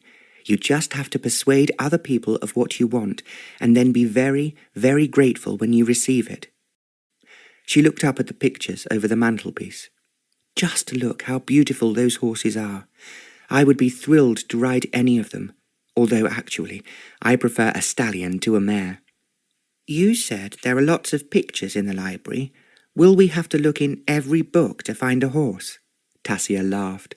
"That would take us far too long, Simon. Is there a catalogue somewhere?" "Yes. A man comes every week to put the books in order and to see that no one has stolen them. He has made a list, and it's somewhere in here." He walked round until he found the catalogue on a table near the door. "Here it is," he called, "but I don't think it will tell you anything about horses. I'll bet you a bar of chocolate that I will find one before you." Tasia looked randomly down the list, and there were several names she knew well. Michelangelo was one, and Phillips Woverman was another.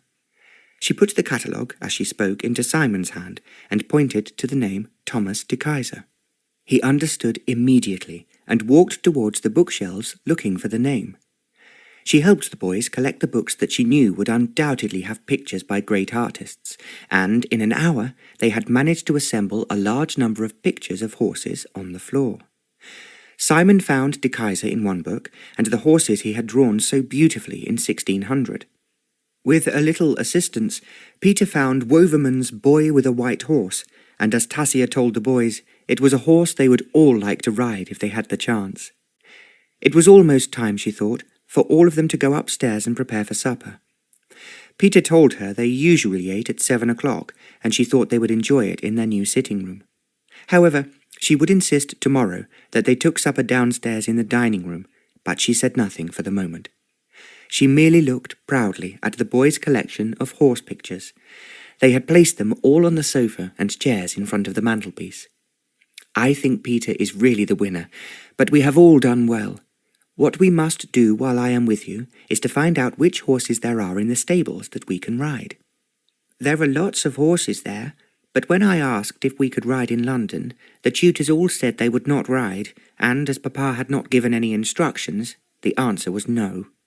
We will have to get round that somehow, but you will both have to help me by being very, very nice to Mr. Seymour. I find you can get things more easily with honey on your tongue than being sharp and disagreeable. The boys giggled. No one has ever told us that before. Well, I am telling you now, boys. And by the way, if we have to plead very earnestly for our horses, we will be like King Richard III, who cried out, a horse, my kingdom for a horse." Both boys looked at her in surprise. "Why did he say that?" asked Peter. "Because his horse was shot from under him at the Battle of Bosworth, and it is the last words he is known to have said. They gave him another horse, but he was killed before the battle ended." Both boys were listening. "That was bad luck," murmured Simon. "Oh, well, he deserved it. He was a wicked man who killed the little princes in the tower because he wanted to be king, and they were the heirs in front of him." "That was cruel." Simon sounded horrified. "Very cruel," agreed Tasia. "I have always been so sorry for the poor little princes. I expect you would like to see them. They were only little boys like you." Both boys stared at her. "What do you mean, see them?" "There are waxworks of them in Madame Tussauds in Baker Street, not far from here. We could go and look at them tomorrow if you wanted." Both boys' eyes widened further. "We would really love to. No one has told us about the waxworks. Do they look like real people?" "Of course they do. You will see lots of people you recognize from the history books." The two boys looked at each other. Tasia realized that they had probably refused history lessons with all the tutors who had pushed it insensitively on them. "Enough about history for the moment, boys. We are really thinking about horses and our collection." She touched one of the pictures. "I suggest that when the curator comes, we ask him to leave our books where they are, so that if we find any more pictures of horses, we can add them later. When we have time, we will make a list of all the pictures, and then we can show your father, when he returns, exactly the sort of horses we want him to buy for you.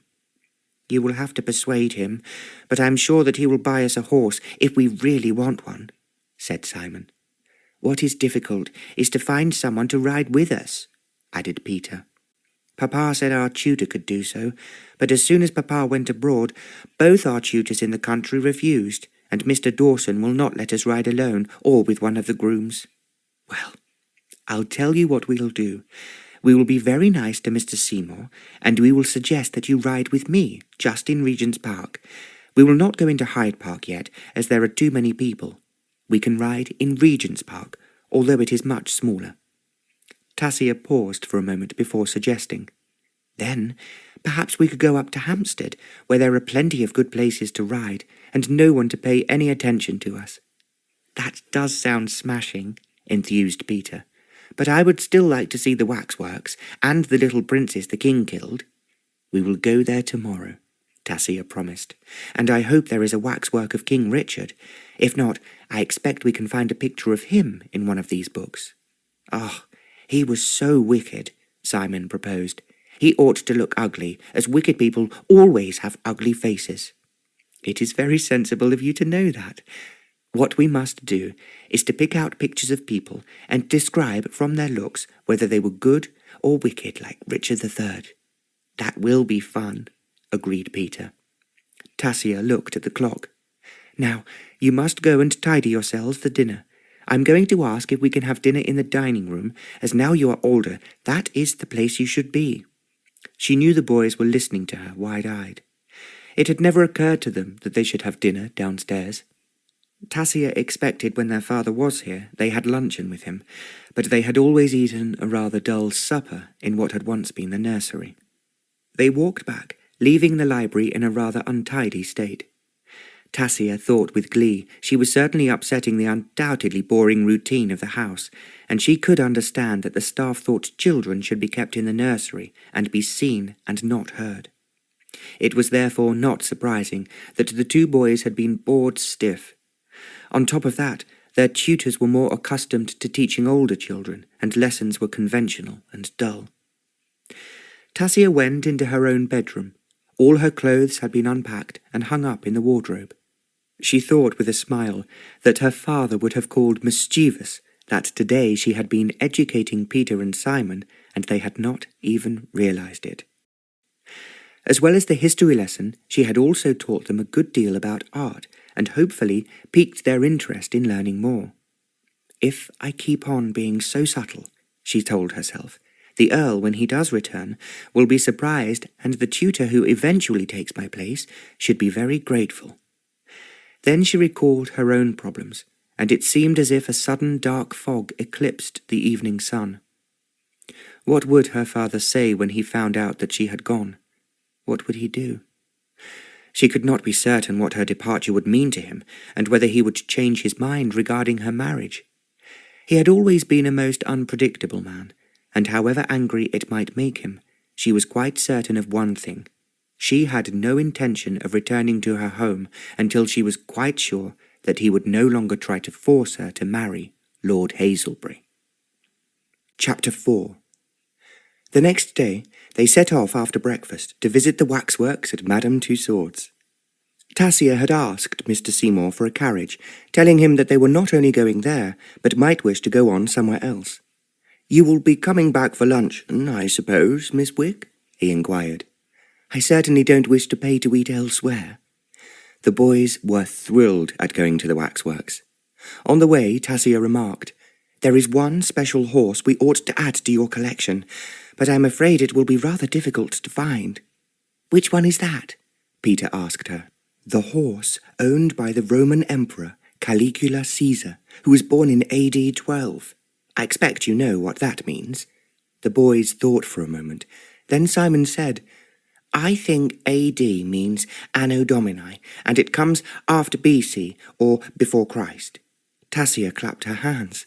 "Very good, Simon. I'm glad you know that. And who told you?" "I think we were made to write it down." "It's a pity your tutors did not tell you about the Emperor Caligula, as he was a most extraordinary man." "What did he do?" "He fell in love with his horse, called Incitatus. He gave him a marble stall and a beautiful ivory manger with purple housings, and the front was covered in jewels." The boys were instantly interested, and she went on. "Caligula took his horse with him everywhere. He was always kissing and cuddling him." The boys laughed. "People must have thought it extraordinary. The horse was as important as the emperor. He insisted that his friends treat his horse with more respect than was paid to any of his wives." "Did he have lots of wives?" asked Peter. "Just as many as he wanted, but Caligula paid very little attention to them. His horse had his own servants and was fed with the best food available." "That was strange," the boys chorused. "He wanted Incitatus to be one of the consuls, but when he was told that this was not possible, he was furious and threw himself into a rage that lasted for weeks." "What happened to him in the end?" "He ruled Rome for 4 years. Then, as sometimes happened in those days to anyone who was overbearing, a tribune struck him with his sword." The boys were now listening intently. "He was followed by the other conspirators, who all hated Caligula, and he received more than 30 wounds." "That seems a very sad way to die," sighed Simon. "I think we must try to find a picture of Incitatus, and then one of Caligula, to add to your collection." The boys agreed. When they arrived at Madame Tussaud's, they were entranced by the waxworks. They took so long over each exhibit, asking questions and checking the models over from every angle, that it took some time to get as far as the little princes in the tower. The boys looked at the life-size waxworks of the tragic princes, and Tasia could see the emotion in their eyes. Then an attendant informed them that Richard III was amongst the kings and queens of England in another room. When they saw the king, wearing a high-centered crown, which looked like a hat, and holding a sword in his hand, the boys laughed. "He does look funny, and he has a crooked nose. I have always heard that was the characteristic of him. But now, I want you to look at another waxwork figure of a general who fought one of the greatest battles England has ever won, and over 2,000 horses took part in it." "Which battle was that?" "I am sure you have heard of it. It's the Battle of Waterloo. Over there is a waxwork effigy of Napoleon Bonaparte that the Duke of Wellington, who defeated him at the battle, came especially to see here." She could see the boys were interested, but she had a suspicion that they had not been told much about the Battle of Waterloo by their tutors, as they were astonished to hear how many horses had taken part in the battle. Then Tasia said that she had always been distressed to learn how many horses had been killed. There was silence for a moment, and then Simon asked, "Why did they kill the horses?" "I don't think that it was the soldiers so much as the guns. Wars are always wrong, and many people are killed, leaving their families bereft and often penniless." For a moment the boys looked depressed, so Tasia suggested, "There is a picture, I do believe, somewhere here of the Duke of Wellington. Let's see if we can find it." The boys then found the picture, but the Duke did not particularly impress them until Tasia told them that the Duke's horse was a chestnut called Copenhagen.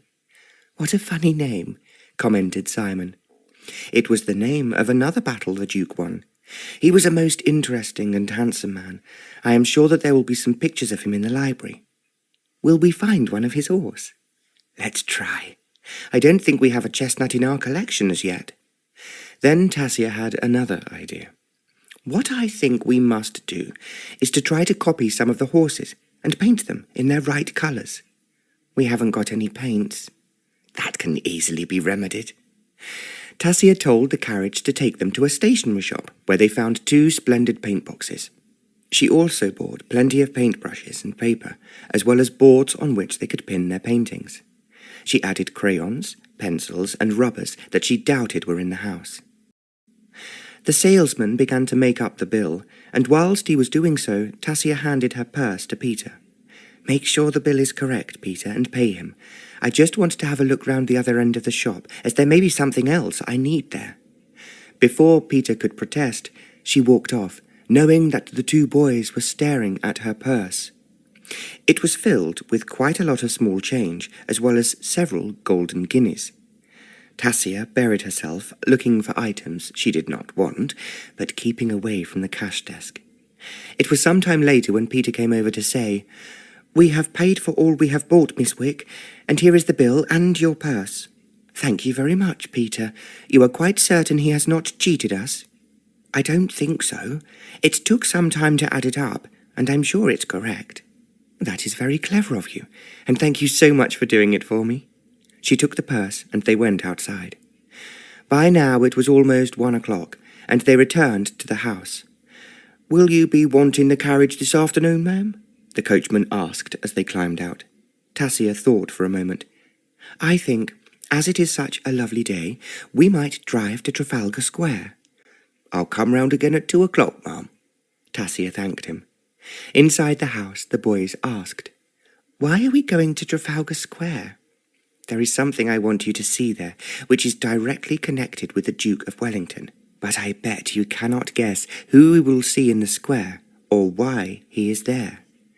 She made them try to think of any possible person, and gave them a few hints, but in the end had to say it was the statue of Horatio Nelson. However, realizing there was no horse connected to Nelson, the boys were not particularly interested. When they reached Trafalgar Square, Tasia pointed out the 4 magnificent lions that crouched at the base of the plinth of Nelson's column. She then remembered that the lions had only been unveiled 3 years ago, and she was sure they would impress the boys. In fact, they were delighted. "I didn't know lions were so big," Simon sighed. "They are not, but these are particularly handsome lions. Tomorrow we will go and view the lions in the zoo, and see which you think are the best looking." Suddenly, Tasia had another bright idea. "I think animals are often like people to look at, so when we go to the zoo tomorrow, we will see which of the animals resemble people we know." "That's a really funny idea," Peter laughed. "Who do you think this lion resembles?" she asked, looking up at one of the great lions in front of them. The boys hesitated, and then Simon piped up. "I think he's like Papa." Peter laughed. "I think you are right. He is just like Papa, especially when he has told us we have done something wrong." "That is number 1 on the list, Peter, and I think you should draw a picture of the lion and the other animals when we decide who they look like." Later that evening, when the boys had gone to bed, Mr. Seymour came in to ask, "How did you get on today, Miss Wigg? I thought the young gentlemen were looking very happy when they came back from your visit to Trafalgar Square." "They were entranced by the lions, as was I when I first saw them. Tomorrow we will be going to the zoo to decide which animal each person in the house resembles." Mr. Seymour threw up his hands. "Only you, Miss Wigg, could ever think of such a novel idea. I gather from what Master Peter told me when he gave me the bill for the stationery shop that you let him pay for the goods with your own money." Tasia smiled. It was the first arithmetic lesson, and he enjoyed it. It is so much more fun than just adding and subtracting loads of dull figures. "Of course it is, and I can only congratulate you, Miss Wigg, on being the brightest and most unusual lady I have ever met." Tasia laughed loudly. "We have a great number of hedges to jump before we can feel the boys are in any way educated, but at least they seem rather happier, and not fighting against lessons of dreary hours of writing and reading and learning by heart." "They will have to one day, as we both know only too well," observed Mr. Seymour. "But doubtless, when you were Peter's age, you too thought it all extremely boring." He had to admit, it was true. The next day they set off for the zoo. Tasia was feeling elated, as before they had left they had found a picture of the Duke of Wellington on Copenhagen. Unfortunately, it was only in black and white, and as Tasia commented, "No one who looked at this picture would know his mount was a chestnut. That is why you have to draw the picture, then paint it the right colour with your new paints." She was delighted to see that Simon liked the idea, even though he was afraid he could not draw well enough. "I'll tell you what I'll do now, although it is slightly cheating, but I think it will be all right as you are a beginner." "What is that?" inquired Simon. "I will trace the outline of the horse for you. Then all you have to do is to fill it in and paint it." "That's a good idea," Peter chipped in. "Will you do one for me too? I thought you would like to lead the way. If I trace a lion for you, you can give it your father's face and make it a present for him when he returns." "Do you think he will like it?" Peter asked a little doubtfully. "I think anyone would be very flattered to resemble a magnificent lion like those on Nelson's column. So, if we then show him the picture of the horse," Simon suggested, "he will realize that Wellington's horse is the sort of mount we would love to ride." "Of course he will, Simon." While they were going to the zoo, Tasia told them that before the zoo opened, animals were kept in the Tower of London. "That is another place we must visit, boys. I went to the Tower years ago and was thrilled by it and by the marvellous jewellery that is kept there." The boys, however, were only interested in hearing about the lions and tigers in the menagerie of the tower. "We always wanted to go to the zoo," Peter said, "but the tutor said we must wait until Papa took us. And now you are going to see many more animals than there ever were in the Tower of London. So I will be interested to see which of them interests you the most." The boys were excited when they moved through the pavilions to see zebras, jackals, llamas and monkeys, and there were elephants and giraffes, and a variety of birds, which Tasia preferred to anything else. They walked round practically everything once, and then they started round again. Now Tasia directed them to choose those animals which, if they drew them, would have the faces of people. They chose a jackal to represent Mr. Seymour, and a large furry bear for Mrs. Donaldson. "Which one do you think I am like?" asked Tasia. Peter put his head on one side, as if he had not really looked at her very closely before. Then he shouted out, "That is who you are like," pointing behind her. Tasia turned to see a peacock spreading its tail and looking most colourful by the flowering bushes. "Thank you, Peter. That is really one of the nicest compliments I have ever had. The peacock is not pretty enough," argued Simon. "I think Miss Wick is like the big white swans swimming on that lake." "I am delighted to look like them too, and perhaps we can say that the giraffes are just like the grooms and the zebras are like the footmen." The boys giggled at the idea, but could not think of anyone who resembled the elephants. When they returned to the house, Tasia gave them their drawing boards and outlined the pictures for them. "We have much more to do tomorrow, boys, and if you don't complete these now, your father will come home and you will have nothing to give him as a present. Maybe he won't like them." Peter looked worried. "Of course he will like them," said Tasia positively. "When I drew my first picture of a dog for my mamma, she had it framed, and it always stood on her writing desk." The boys were convinced and started painting. There was no doubt that Simon had a talent for it, but Peter was quickly bored and begged Tasia to show him how to play the piano. As soon as Peter started picking out the notes, she realized that he was definitely musical. It was a shame that no one had realized that he had an ear for music. She was certain that he would soon learn to play the piano, perhaps better than she did herself, and indeed by the end of the week he could pick out a tune. She was sure that if he had proper music lessons, he would soon be playing extremely well for a young boy, yet she was for the moment afraid to suggest that the boys had any other teachers. They might easily lapse back into their aggressive attitude towards lessons. "You have done wonders," Mr. Seymour exclaimed after she had been there for 2 weeks. "I cannot believe they are the same boys as when you arrived." Tasia laughed. "Oh, I am only worried what will happen when I leave." Mr. Seymour looked horrified. "You must not even think of it. You cannot leave when everything is going so well. I have never seen such a change in the 2 boys as you have achieved." "They still do not think they are doing lessons. It is not going to be easy for them to settle down with a tutor." There was silence for a moment, and then she knew that Mr. Seymour was thinking the same. "You have not heard from his lordship?" "Not a word. But then, I never do. I suddenly wake up to find a commotion at the front of the house, servants running in every direction, and I know by the expression on their faces that my lord and master has returned. I can see it all happening, but it does seem strange that he does not write letters to his children, or even to you to inquire how they are."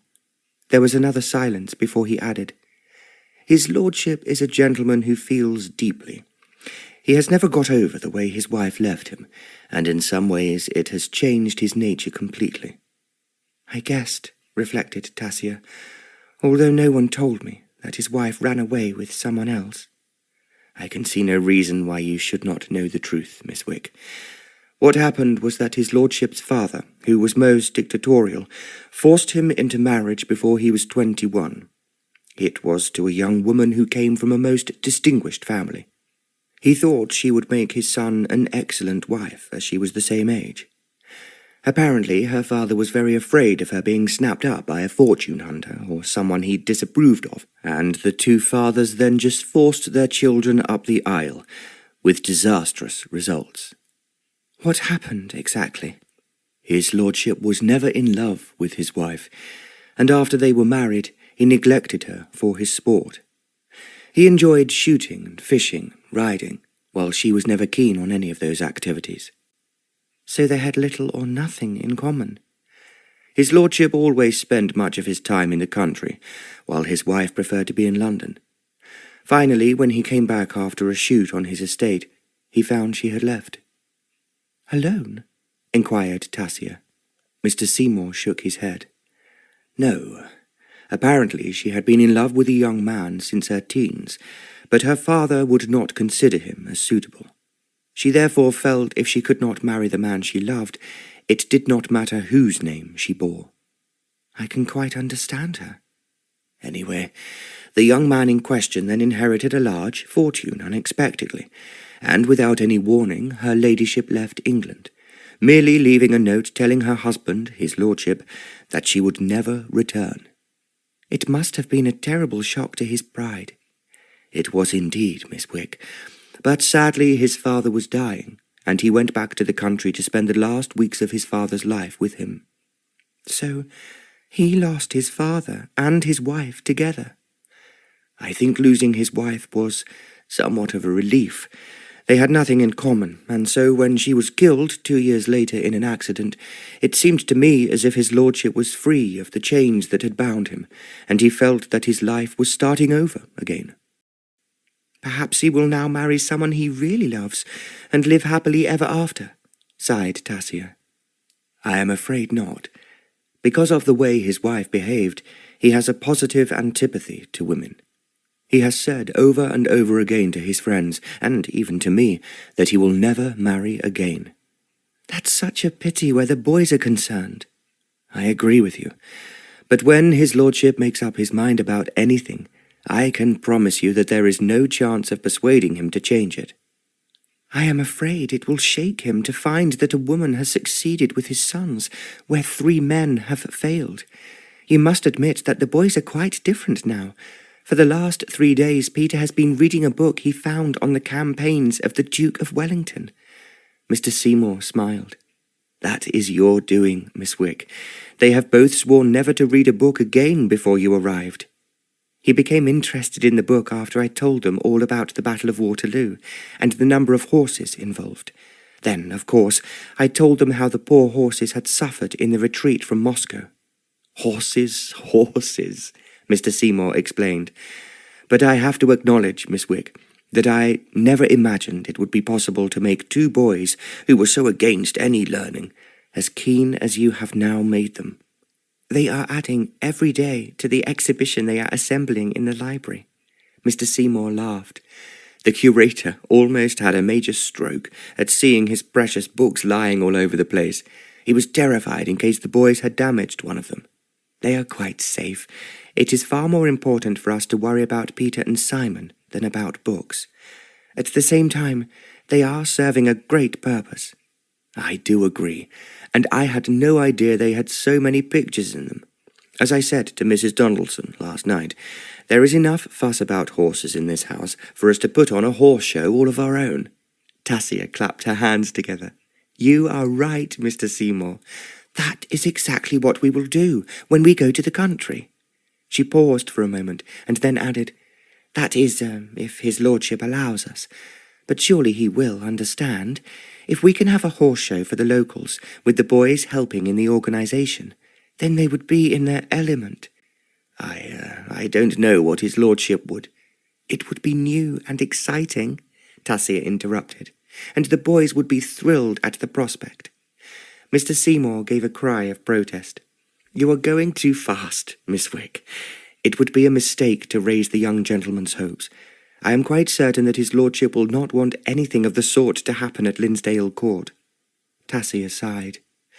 I suppose that I am expecting miracles, but I have an uncomfortable feeling that they will be spirited away by a strong northerly wind that will sweep me out too.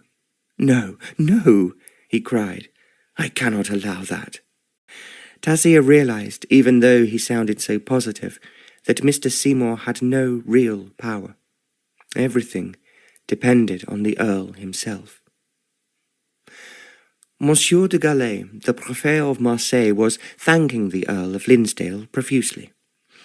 I am more grateful to you, my lord, than I could possibly express, he gushed, and I shall never forget your kindness and help, which will mean a great deal not only to me, but to Marseille. I am so glad to have been of assistance, the Earl responded. It was so lucky we were able to find the right people at the right moment to put the plan into operation. It was all due to you, my lord. Then, as he rose to say goodbye, the Prefet added a little hesitantly, Could I please ask your lordship one last favour? You must forgive me if it will cause any inconvenience. What is it? I will help if I possibly can. I know that your lordship is returning to England, and my friend the Comte Baptiste and his wife have an appointment in your country. The Earl stiffened as he knew what was coming. Would you be kind enough, the Prefet requested, to take them back with you in your very fine yacht? It was impossible for the Earl to refuse. He merely said, of course he would be delighted to welcome the Comte and Comtesse as his guests. When he came to make his final farewell, the prefet overwhelmed the Earl with gratitude and flattery. The Earl then drove through the crowded streets to the port, where his yacht, the Minerva, was waiting for him and ready to put to sea. It annoyed him considerably that he had to wait for his guests to be fetched from well outside Marseille. The Earl enjoyed being at sea, but when he was on his travels he preferred being alone. On this visit to the south of France, he had found himself involved in diplomatic problems as well as certain scientific matters he was interested in. He was extremely intelligent and often in demand in Europe, as well as being a tower of strength to the Secretary of State for Foreign Affairs. But he always disliked a crowd. He travelled whenever it was possible in his yacht, and there he could be alone in the evenings and not have to make polite conversation to anyone. Now he thought with a sinking heart that he would undoubtedly have some aged diplomat and his boring wife croaking at him over dinner. Alternatively, she would be seasick, and he would have to talk to her elderly husband alone. It was a prospect that the Earl did not relish. He had always thought that diplomats talked far too much, whilst not saying anything worth listening to. He preferred the company of the scientific experts, who were used to not being understood, and therefore quite content to remain silent. When he was piped aboard, he told the captain of the Minerva that they unfortunately could not put to sea at once until 2 guests arrived. "Are we taking them back to England, my lord?" "I am afraid so, Captain, and they will certainly not enjoy the journey if the sea is anything like it was when we came out." The captain laughed. "It was certainly a test for the Minerva, which came through your lordship, must admit, with flying colours." "She certainly did," the Earl readily agreed. He went below to the master cabin, which was large and comfortable, with an adjoining sitting room. The walls were all lined with endless books, and the writing desk occupied much of the floor. It was a place where he could be alone, and where he could think and work without interruptions. Now he told his chef's steward to accommodate his guests well away from his own cabin, and to tell his valet, who had been with him for many years, that he would be expected to valet the male guest.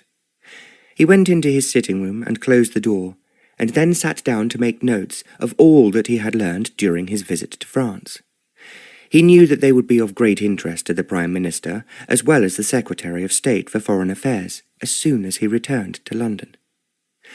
It was later, when his 2 guests joined the Minerva, that he realized they were not quite as he had anticipated.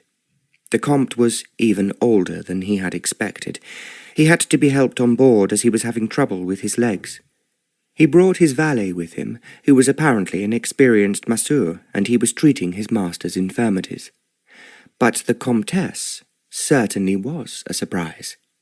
She was very much younger than her husband, and the Earl thought she could not yet have reached 30. She was petite and attractive, and her dark, flashing eyes, he noticed, opened wide at the sight of him. Because he was unusually handsome, the Earl was accustomed to the effect he had on women on first meeting. They tended to look at him first with surprise, and then in undoubted appreciation. As the yacht moved out of the port, the Earl asked his guests to join him for a glass of champagne. It was then obvious, from the way the Comtesse was gazing at him, that she had every intention of enjoying the voyage that lay ahead. Almost at once, the Comte succumbed to the first movements of the sea and retired to his cabin. The Comtesse made it quite plain to the Earl that she was an exceptionally good sailor and had no intention of wasting any of the time she could be with him. The Earl was thus not surprised when, after they had dined alone and talked rather intimately, that the Comtesse joined him in the master cabin. She was undoubtedly very French, very exotic, and very experienced. The Earl was well aware that he was not the first man who had amused her during her husband's disability. He found it quite impossible not to enjoy her as a woman, although her conversation was somewhat limited. At the same time, she was exceedingly pretty, and a past master at giving everything a double entendre. Therefore, the voyage passed, on the whole, very pleasantly. When they were approaching Dover, where the Earl intended to disembark, the Comtesse asked with a pout of her red lips, "Shall we ever meet again, Leopold?" "Of course we will," the Earl told her reassuringly, "except that I am not often in London, and am in fact going to the country as soon as I return home, and we will be leaving in another week. I will let you know when I am travelling next to France," the Earl promised her. For a moment her eyes lit up. "Perhaps it is a mistake, mon brave, to ask such a life. I have enjoyed this voyage more than I can tell you, and I will never forget you." Her soft fingers touched his cheek as she added, "Au revoir, but I have the feeling it may be a very long time." He kissed her goodbye as she expected to be kissed.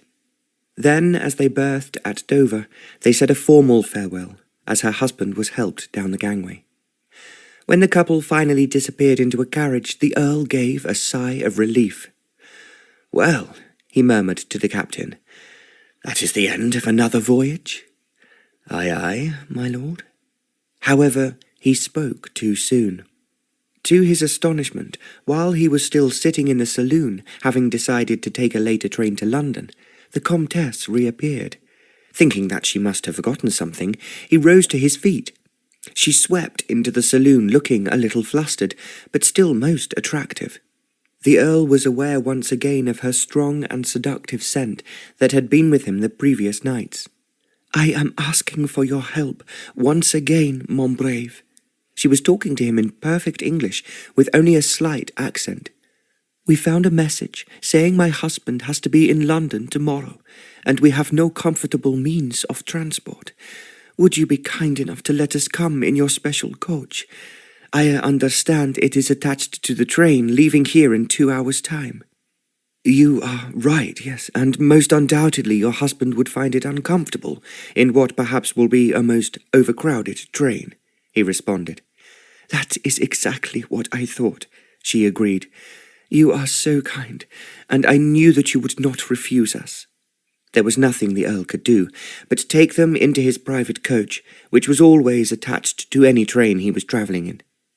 The comfort of English trains was most definitely improving, but anyone who was rich enough, including the Queen and the Prince of Wales, had a private coach of their own. The Earls had only 2 bedrooms, but they were not required, as the train would reach London at about 10:30 in the evening. It was a long journey, but the Comte would surely be much more comfortable than he would have been as an ordinary passenger. The train then chugged out of Dover station, and the Comte went to sleep with his leg on a chair in front of him. The Comtesse sat close to the Earl and whispered sweet nothings in his ear. By imbibing quite a lot of excellent champagne, he made the time pass quite pleasantly. But it was only as they reached London that the Earl suddenly realised that they had no reservation in any hotel. It was too late to go to their embassy, which would not be expecting them.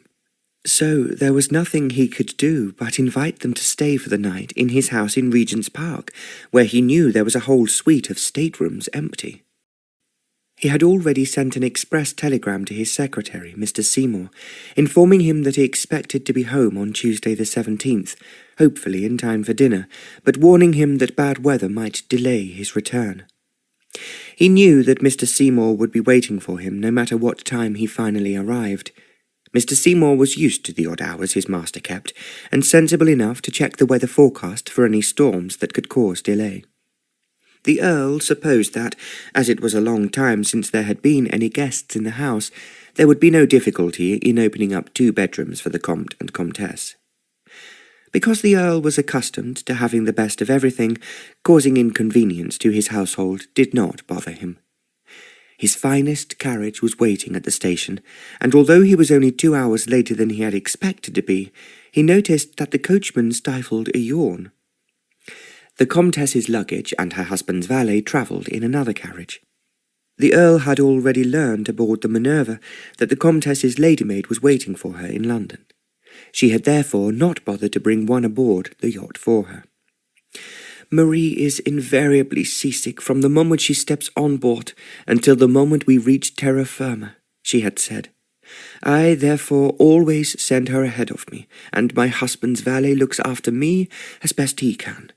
"I think that is very sensible," concurred the Earl, Most women are helpless unless the sea is very calm.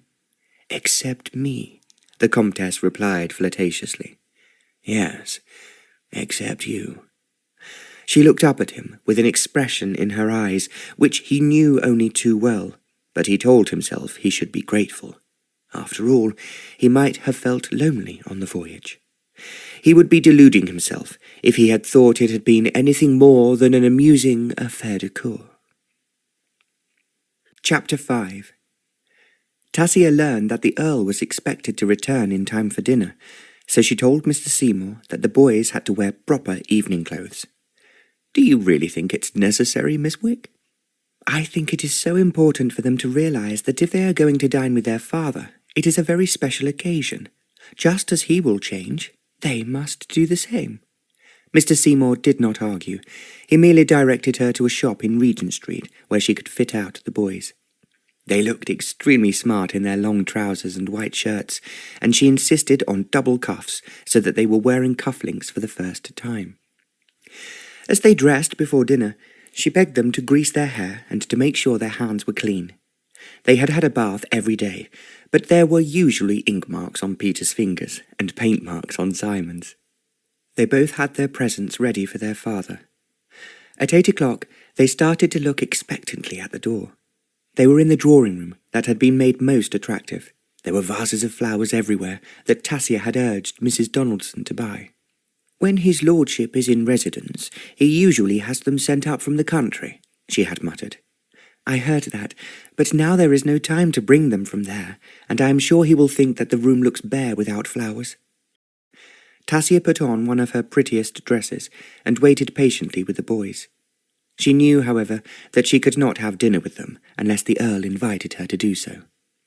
I will dine upstairs, she told them, but I hope your father will ask to meet me, in which case I will come down to him. I expect Papa will be very surprised to see you, said Peter. We have never had a woman tutor before. Well, I hope you will tell him you have enjoyed being with me. We have, oh, we have, cried Simon. For the last week or two, Tasia had been going into their bedrooms to say good night when they were in bed. She thought she should, not only because she was in charge of them, but also because she had always wanted her mother and Nanny to say good night to her before blowing out the candles. It was Simon who had first put out his arms to her as she said her customary good night, and when she had bent down towards him, he kissed her. We've had a lovely day today, Miss Wick, and it is great fun being with you. I am glad you think so, Simon, and I very much enjoy being with both of you. She had paused before she added, Tomorrow, I have a plan to do something you have never done before. Simon gave a hoot of delight and kissed her cheek again. I will be guessing all night what it is. It's a secret until tomorrow. She pulled the sheet up close to his neck. Good night, and God bless you, and may the angels look after you. It was what her mother had always said to her, and she felt that it was the right feeling to leave in the bedroom. It was the next night that Peter had kissed her too, and after that both boys always kissed her good night. When the two boys had done something really well, they hugged her. What they both need, she reflected, is love. All children miss love when it is not there. When she went to bed, she prayed that when she left, the boys would go on being as happy as they are now. At the same time, she worried in case their father ruined everything she had tried to achieve by making them aggressive again. At well past 8:30, Mr. Seymour came into the drawing-room. I am afraid, Miss Wick, he announced, that his lordship is likely to be very late indeed. Why? Asked Peter. What has happened? The sea has been exceedingly rough, and his yacht has been delayed in the English Channel. Then we have all got dressed up for nothing? Tasia realized that the boys were disappointed. There is always tomorrow, but I do think it would be a big mistake to waste the delicious dinner cook has so diligently prepared for your father. The boys readily agreed with Tasia. They went into the dining room at 9 o'clock and enjoyed 4 superb courses, but there was still no sign of the Earl when they had finished. Finally, as they were beginning to look tired, Tasia suggested they went upstairs to bed. She joined the boys and talked to them while they were preparing for bed, amusing them with tales about the pictures and statues they had seen in the British Museum. Just as they were saying good night, they heard some voices in the distance. "That's Papa," exclaimed Peter. He pulled on his dressing gown and ran towards the door, and Simon followed his example. They ran off down the passage, and now they could hear Mr. Seymour's voice in the hall. At the top of the stairs, Peter and Simon stopped. Coming through the front door was an elderly man supported by 2 footmen. It was no one they had ever seen before. Peter had intended to rush down the stairs, but now he and Simon crouched in their dressing gowns behind the elaborate balustrade on the landing. Tasia realized that the 2 boys could not be seen, but because she had no wish for his lordship to notice her, she did the same. As the ceiling of the hall was high, there would be no reason for anyone coming in through the front door to look up and see them. The elderly man was almost carried by the footman into the drawing-room. Following him was a very pretty lady. She did not look English and was smartly dressed. She was wearing a hat with feathers that fluttered as she walked, and a fulsome fur cape which encircled her from her shoulders to her feet. The best-looking man Tasia had ever seen followed her closely. In fact, he was so handsome that for a moment she could hardly believe that it was indeed the Earl. She had expected him to be a good-looking man, but certainly not as handsome as a Greek god. Mr. Seymour and the butler were showing the 2 visitors into the drawing-room. Tasia was aware that there would be champagne, as well as every other sort of drink and pâté sandwiches. Mr. Seymour had already told the staff that, as the Earl was travelling in his special coach, he would have had dinner on the train. When they passed into the drawing-room and the butler closed the door, the boys looked up. "I would never have expected Papa to come home with friends," muttered Peter. "I think," Simon put in, "she looks exactly like a pussycat. She should join those in the kitchen with the cook." Both boys laughed, and Tasia knew that they were referring to the 3 little kittens that had been born the previous week by the cook's much-loved cat. Both Peter and Simon visited soon after they were born, and went back every day to see how they were faring. The cook had welcomed them, and spoilt them with special gingerbread fingers or some other tidbit. Tasia had often accompanied them, as she thought it was very good for them to learn to be friends with the staff. She had soon learned that their previous tutors had forbidden them ever to go into the kitchen. Simon had found an animal at the zoo that he felt resembled Cook, and now Tasia could understand that with her furry coat, the lady who had just arrived reminded him of one of the kittens. She started to walk back to their end of the corridor, and as Peter and Simon joined her, she suggested, "It will be no use trying to see your father tonight. As he has friends with him, he may stay up very late, and I want you to be at your best tomorrow." "I wonder who those people are," Peter wanted to know.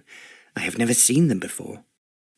"It will be a big shame if Papa wants to talk to them and not to us," Simon sighed. "But we have so much to tell him." Tasia thought the same, but felt it would be unwise for her to say so. She merely helped both the boys into their beds and kissed them good night. "I'm sorry your party could not take place tonight, but I am sure you will be able to have it tomorrow."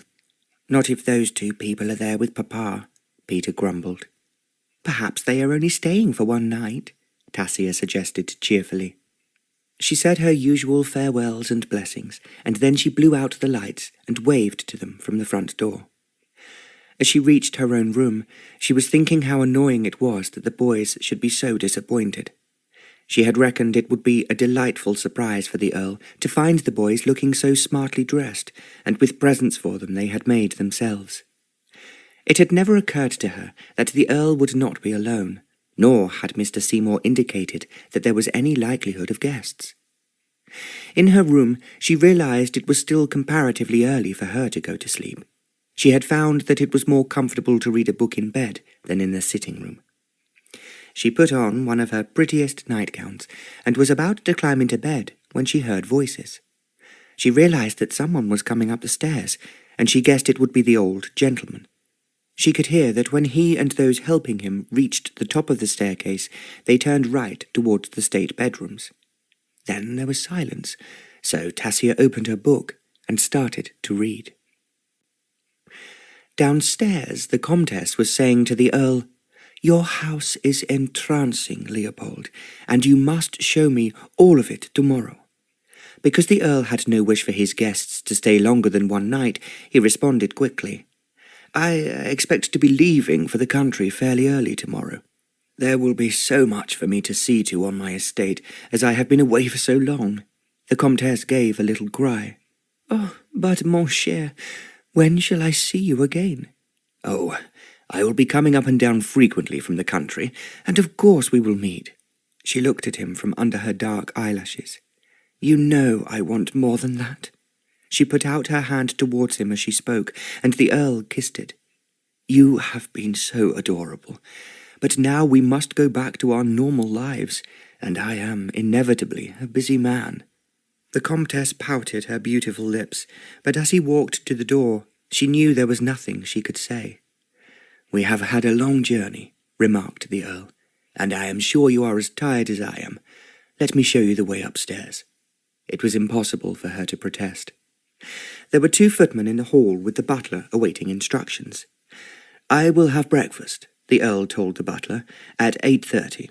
Find out in the morning what time Madame la Comtesse requires a carriage to take her and her husband to the Foreign Office." "Very good, my lord."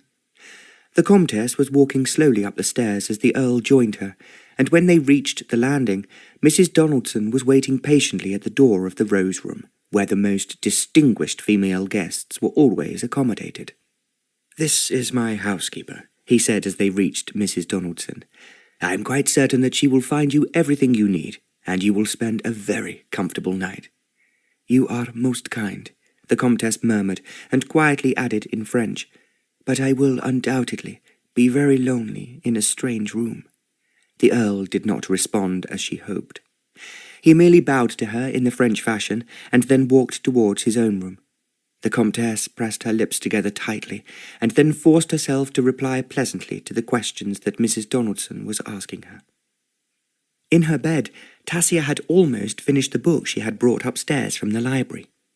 It was one she had found most interesting, as it was an account of various Eastern religions, some of which she had never heard of before. A traveller who had discovered strange religious rites in obscure parts of the world had written the book, and she thought these would interest her father. She had a sudden longing for him and his clever, intelligent conversation. Then she wondered if he was still determined that she should marry Lord Hazelbury. It was too soon for her to return home, as having run away, she would have to be completely sure that her father had given up his plans before she reappeared. "Perhaps in another month's time," she mused, "it will be safe." She wanted to be certain before she took any risks. When she put down her book, she was aware that it was rather stuffy in her bedroom, and the housemaids had obviously not left the window open as wide as it would go. Tasia climbed out of her bed, and pulling back the curtains, found the window was only half open. It was a very warm night, without a breath of wind, so she opened up the window and was pulling the curtains back, when she heard a scream. For a moment she thought she must have been mistaken. Then it was repeated. She thought perhaps it came from the boys, and ran to the door, hurriedly picking up her dressing gown. She opened the door and looked right towards the boys' room. The screams were now increasing in intensity, and seemed to be coming from the other end of the corridor. She looked, and saw that the door of the Rose Room was wide open, and a small woman, dressed in a nightgown, stood howling hysterically in the passage. Next moment, the Earl appeared from the master suite in a long dark robe that made him seem very tall. He hurried towards the screaming woman. To Tasia's surprise, something small and furry ran out of the Rose Room and fled along the corridor. There were only a few candles alight on that part of the landing, and it was impossible to see what it was. Then, just as it turned at the top of the stairs, Tasia could make out that it was one of the kitchen kittens. It disappeared out of sight, and then she could see that the Earl was at the Comtesse's side. "What's happened? What's upset you?" he asked. "An animal, a wild creature, a rat in my bed." "I cannot believe it. Let me look." It has gone, the Comtesse managed to sob. "But it frightened me so, and I put my foot on it." She threw herself against the Earl. He put her on one side and went to the stairs. The night footman was below him. "What has just come downstairs, Hopkins?" "It be one of them kittens from the kitchen, my lord." "How did it get upstairs?" the Earl asked harshly. "I thinks Master Peter or Simon must have taken it up," the footman replied. "I sees 'em playing with 'em." The Earl's lips tightened. He returned to the rose room where the Comtesse was staring at her dishevelled bed. "I was frightened, so very frightened," she sighed breathlessly in French. "It was only a kitten, and it has gone. There will be no more animals to frighten you. In fact, I will make sure there are not." She put out her hands. "Stay with me, and I will no longer be afraid," she begged. The Earl shook his head. "I am going to make sure that this does not happen again," he asserted sharply. He left the room before the Comtesse could protest any further. She pulled back the bedclothes to make certain that nothing else was hidden in the dark depths of the huge bed before climbing nervously into it. The Earl, with an exasperated grimace on his face, walked back hurriedly to his own room. Watching him from the shadows at the far end of the corridor, Tasia wondered if he really was annoyed. She could hardly imagine that the boys would have done anything quite so foolish as to put one of the kittens into the Comtesse's bed. Then she remembered that Simon had been sure she resembled one of the kittens. He was therefore really paying her a compliment, but it was certainly one that had not been appreciated. She could understand, as they had been so often to the zoo recently, that he was no longer afraid of animals. He looked on them in the same way as he did people. She was just turning to go back into her own room when she saw the Earl coming out of his bedroom again. He was carrying in his hand something that looked to Tasia even from a distance like a dog whip. She drew in her breath as she watched him walk to the top of the stairs. Then he came towards the corridor where she and the boys were now sleeping, but when he reached as far as the staircase that led up to the next floor, he climbed it. Tasia knew he was going to the old schoolroom. She stood irresolute until he was out of sight. She heard him open the door, and there was the sound of voices.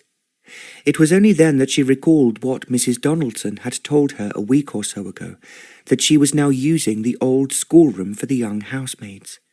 Tasia had not been very interested at the time, and yet now she remembered Mrs. Donaldson saying, "Those maids be overcrowded on the other side of the attic, and I'm real glad to have these 2 rooms at my disposal now that you're no longer needing them."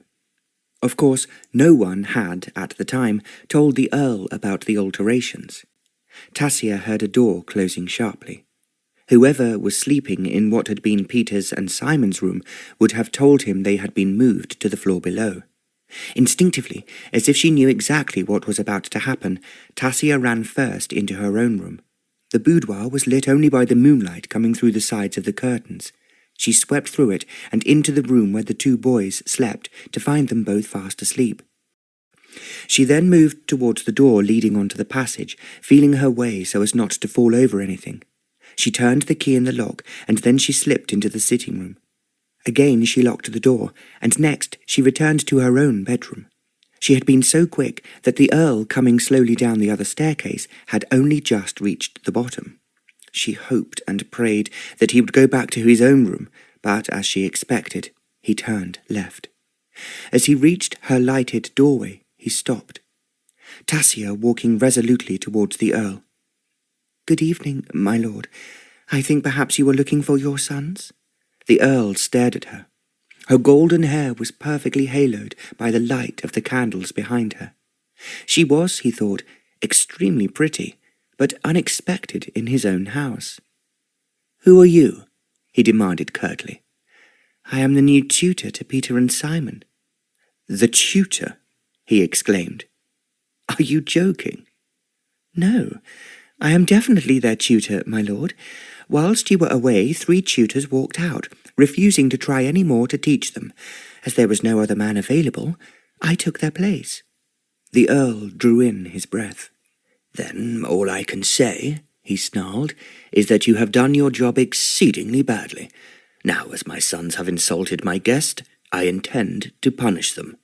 You must do nothing of the sort, my lord, for the simple reason that it is my fault, and they put the kitten in your visitor's bed. Your fault? It may be difficult to appreciate, but I have been teaching your boys in a completely different way from the way they have been taught before. What they intended by putting a kitten in the lady's bed was really a compliment to her attractiveness. I don't understand what you are talking about, the Earl snapped. It sounds completely incomprehensible to me, and I will deal with my sons as I think fit. It is something you must not do, insisted Tasia. The Earl paid no attention. He merely turned to the door of the sitting room. As Tasia had locked the door, it would not open, and then he went to the next room. But again the well-built door was firmly locked, and it was impossible for him to open it. There was a dark and deepening frown between his eyes as he came back to Tasia. I have no idea what is going on here, but as I wish to speak to my sons, will you kindly open the door that I presume you are responsible for locking? I have locked it, my lord, so you will not destroy all I have managed to achieve since I have been here. Ever since I started, I have been attempting to help your sons who had refused to have any more lessons and had thought of running away. Running away? The Earl exclaimed. They had been bullied, pushed, and struck by the last tutor until they became determined not to stand it any more. As I have said, they were contemplating running away from the home they were so unhappy in. I find it hard to believe what you are saying, but surely seeing as how young you are, you can hardly pretend to be a tutor or have much knowledge of young boys. Tasia paused for a moment. Then, speaking in her best and most fluent Parisian French, she began. I have discovered that Peter is naturally musical, and he is looking forward to showing you how he can play the piano. She drew in her breath, and speaking in German, she continued. Simon has an excellent aptitude for drawing and painting that should certainly be encouraged. Then, in Greek, she ended. Both the boys are starved of love, affection, and understanding, which I am sorry to say, my lord, you have not given them. She spoke calmly, looking up almost defiantly into the Earl's face. Unexpectedly he laughed. I don't believe this. Are you real, or are you part of my imagination? I am very real, my lord, and if you had come as we expected in time for dinner, your sons would have been waiting for you, changed for dinner for the first time in their lives, and both bearing presents that they had made themselves to give to you.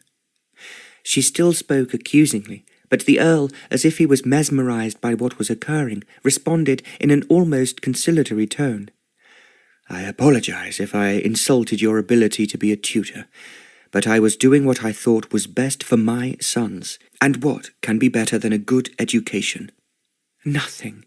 I agree entirely.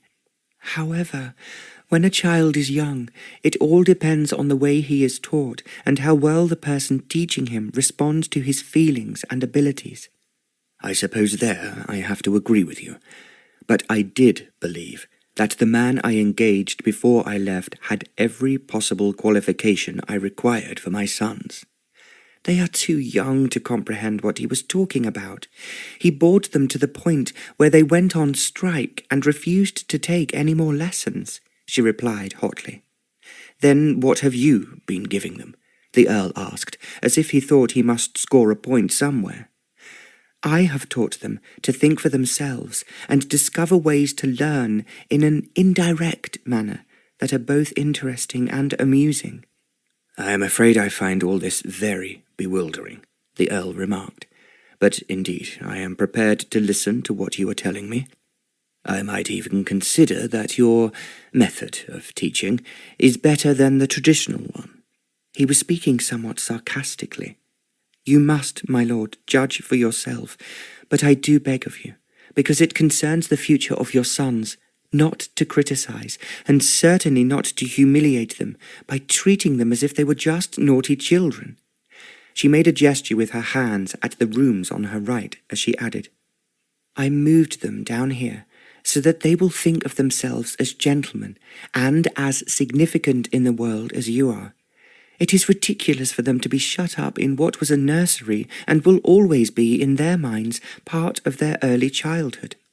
Tomorrow, I would hope you will take breakfast with them, and later, if you are in, they can be with you at luncheon and dinner. I can see you are organising my life for me in a way I have not experienced before, the Earl said sharply. I am not concerned with your life, my lord, but the happiness of your 2 sons. When I came, as anyone who is truthful will tell you, they were both exceedingly unhappy and frightened little boys. The Earl stared at her. For a second, she thought that he was going to walk away and refuse to listen to another word. Instead, rather to her surprise, he remarked, I cannot do anything else but believe what you are telling me, even though I find it almost incredible. But, as you suggest, I will be pleased to see my sons at breakfast, and of course to hear their side of this extraordinary tale. Tasia smiled at him. That is exactly what I wanted you to say, my lord. Thank you, and good night. She turned as she spoke and walked into her room, closing the door quietly behind her. For a moment, the Earl stood, staring after her. He found it hard to believe that she had really left him, and so he walked slowly to his own bedroom. As she heard him go, Tasia smiled to herself. He was not in the least what she had expected, but equally she was fully aware that he was even more difficult to cope with than she had anticipated. He was certainly exceedingly good-looking, but she felt it hard to forgive the fact that he had been so stupid in the upbringing of his sons. Of course, they had been unhappy. He had left them in the hands of those ponderous scholars who had no idea that all children needed love, affection, and a great deal of understanding. Perhaps he will sack me tomorrow, Tasia thought as she took off her dressing gown. If he does, I will have to go home. She now began thinking of herself and how fatal it would be if she returned home too quickly. After all the trouble she had taken, her father would still insist on her marrying his dreadful friend. As the boys slept peacefully that night, she tossed and turned for some time before she finally fell asleep. When she awoke, as was usual at 8 o'clock, she hurried to the boys' rooms. She found they had already been called, but were still lying in bed. "You are having breakfast with your father today," she told them, "at 8:30, so hurry up and be very pleasant to him. Remember to have your presents ready." "Are you coming down to breakfast with us?" Peter asked. "No, I think you should be alone with him today, but try and persuade him that you would like to go riding tomorrow morning, and tell him, quite frankly, we have been riding here in the park." "I think it would be better if you came with us," Simon came in. Unexpectedly, he pushed his hand into hers. "Supposing father does not listen to us and tells us we are not to ride any more?" "I am sure he will not do that," answered Tasia. "He might. Please, oh please, Tasia, come with us." For the past week, the boys had tired of calling her Miss Wick. "It does not sound like you," said Simon, "and we all use our ordinary names. Even Jimbo does not have to be Mr. or Master." Tasia laughed. "You can call me by my nickname that my mother always used. It is Tasia." "Oh, I like that name," the two boys chorused. After that, they seemed to be saying Tasia all the time. "Tasia, let's go out. Tasia, let us go riding. Oh, Tasia, please take us to the zoo again." It was only now that Tasia recognized that the Earl might think that she had been playing down to the children, instead of asserting herself as their teacher. Then she told herself that it was not worth worrying about. If he sacked her, she would have to go at once. If he permitted her to stay, it would only be for a short while, as she could not leave her father forever. She therefore dressed herself quickly. She was not that interested in which dress she wore, but actually she chose one that was most becoming. Anyone with any intelligence would have realized it was made by an experienced and fashionable couturier. She was feeling a little apprehensive, but she went downstairs with the boys just before 8:30. As they reached the hall, the Earl came out of the study. "Papa," Simon called out, "we were hoping you would come home last night." "I am so sorry to have been late, boys, and now my visitors from last night have just departed." He bent so that Peter could kiss his cheek, and then Simon kissed him on the other side. The Earl looked over their heads towards Tasia. "Although we have already met, we have not been properly introduced." "Her name is Tasia," Peter told him excitedly, "and she has taught us lots and lots of interesting things. But first, Papa, we have presents for you. This is mine." He held out the picture he had painted, and Simon, who had been hiding behind his back, held his out too. The Earl took them from the boys. "You have done these? For me?" he asked. "That is very clever of you." Then he looked at the lion and commented, "The lion has a very strange face." The boys laughed. "It is you, Papa. You look like a lion, and we have been finding in the animals at the zoo everyone who is here in the house." The Earl looked at Tasia. "I suppose," he said with a faint twist to his lips, "I should be very gratified at being a lion. I might easily have been something most unpleasant." "It was Simon's idea, not mine," murmured Tasia. "Well, let's go in for breakfast. Then you can tell me all about this new game of turning everyone you know into animals." "Only their faces," said Peter, "and I see Tasia as a horse." They had reached the dining room by this time, and the butler opened the door for them. "A horse? Why a horse?" asked the Earl. "Because it is what we want to talk to you about," persisted Peter. "But Tasia can say it much better than we can." He looked pleadingly at Tasia, but she suggested, "I think that your father would rather hear the full story from you." "Shall we show him our exhibition first?" Peter was whispering, but the Earl heard him. "What exhibition? Is this another surprise for me?" "Yes, it is, and we shall be very upset if you are not pleased with it." "It is something they have worked very hard on," Tasia explained. "I think it is most enterprising, and I am certain that your lordship will think so too." "And if I don't, I presume you will be annoyed with me?" "I would not presume to be anything of the sort, my lord, but I do think it would be very difficult for you not to be impressed." The Earl was well aware that she was telling him to be careful what he said to the boys, whatever he might think. Then, because she was behaving in such an unusual way, and was at the same time so extraordinarily attractive, he found everything that was happening seemed unreal. Equally, it was unexpectedly intriguing. He had often returned to the house feeling in some way it was a rather gloomy establishment. The emptiness of it had been depressing, and even when he had filled it with his friends, he still found that it did not delight him, not in the same way as his house in the country. Now, when he thought about it, he remembered that as a boy he had always found the house dispiriting. It was always from Regent's Park that he went back to school, and it was therefore connected in his mind with saying goodbye to the horses, to his dogs, and to his father. He had not missed his mother because he had been too young when she died for him to remember her. Now he persuaded the boys to postpone showing him their exhibition until after breakfast. Seeing that they obviously wanted Tasia with them, he asked her to join the table for breakfast. And, as if their father no longer frightened them, the boys chatted away over their meal. They told him in breathless tones about their visits to Madame Tussauds, the Zoo, the Tower of London, and the British Museum. Then, just before the Earl had finished his breakfast, Simon suggested eagerly, "Will you come now, Papa, and see our exhibition? It is very important that you should see it, and understand why we have made it for you." The Earl rose from his chair, and then the two boys jumped to their feet. For a moment, Tasia did not move, and Simon said, "You are coming with us, Tasia? I think you should go alone with your father."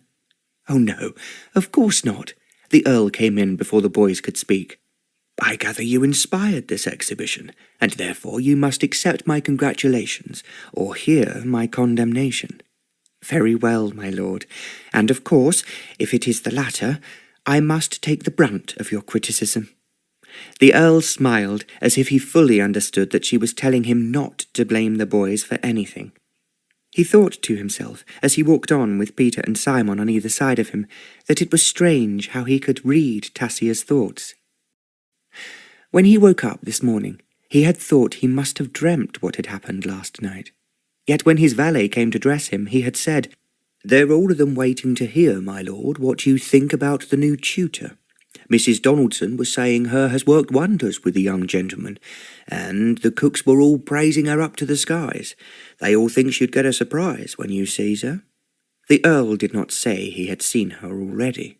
He merely felt that it was all utterly and completely ridiculous. How could a woman, a mere girl, be in charge of his 2 sons? How could she have possibly confronted him with such determination last night? He had to admit they were extremely difficult children, but he had always wanted them to grow up bright, intelligent, and sociable young men. He had never understood why they did not seem particularly fond of him.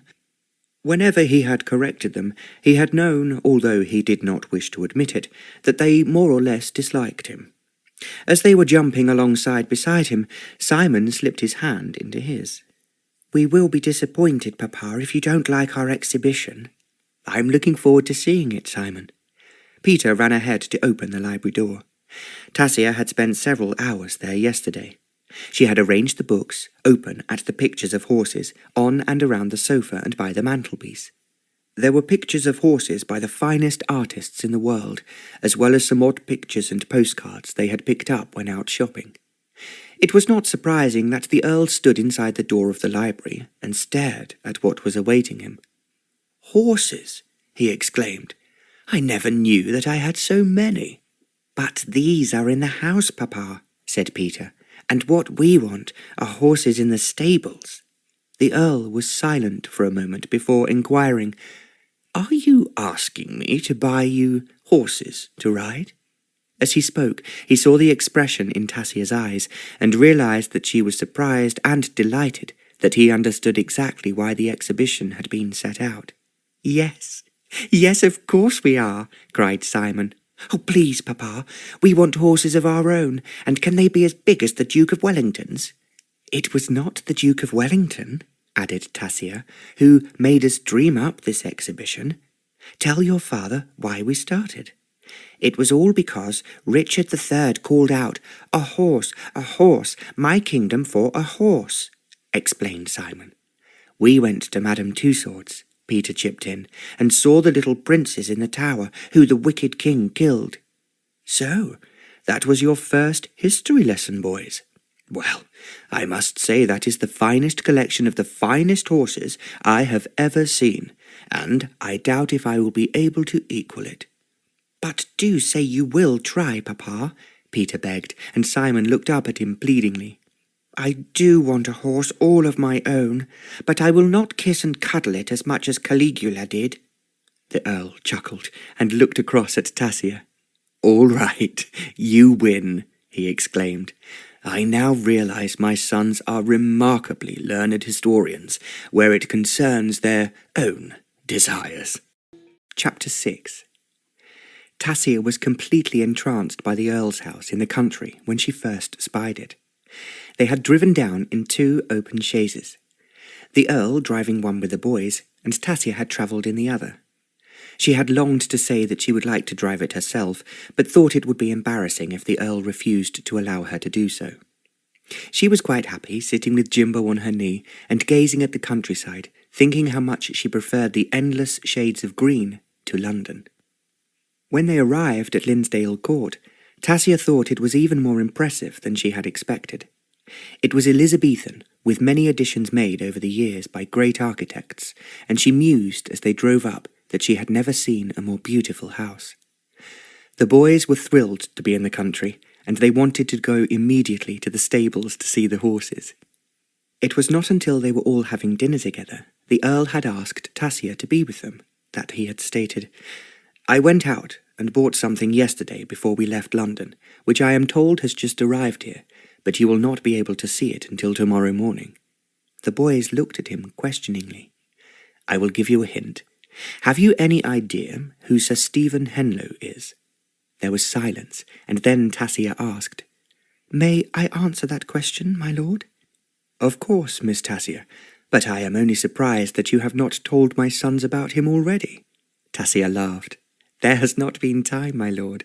But Sir Stephen did win the Derby last year, as well as the Oaks." Before the Earl could reply, there was a shout from both Peter and Simon. "Horses!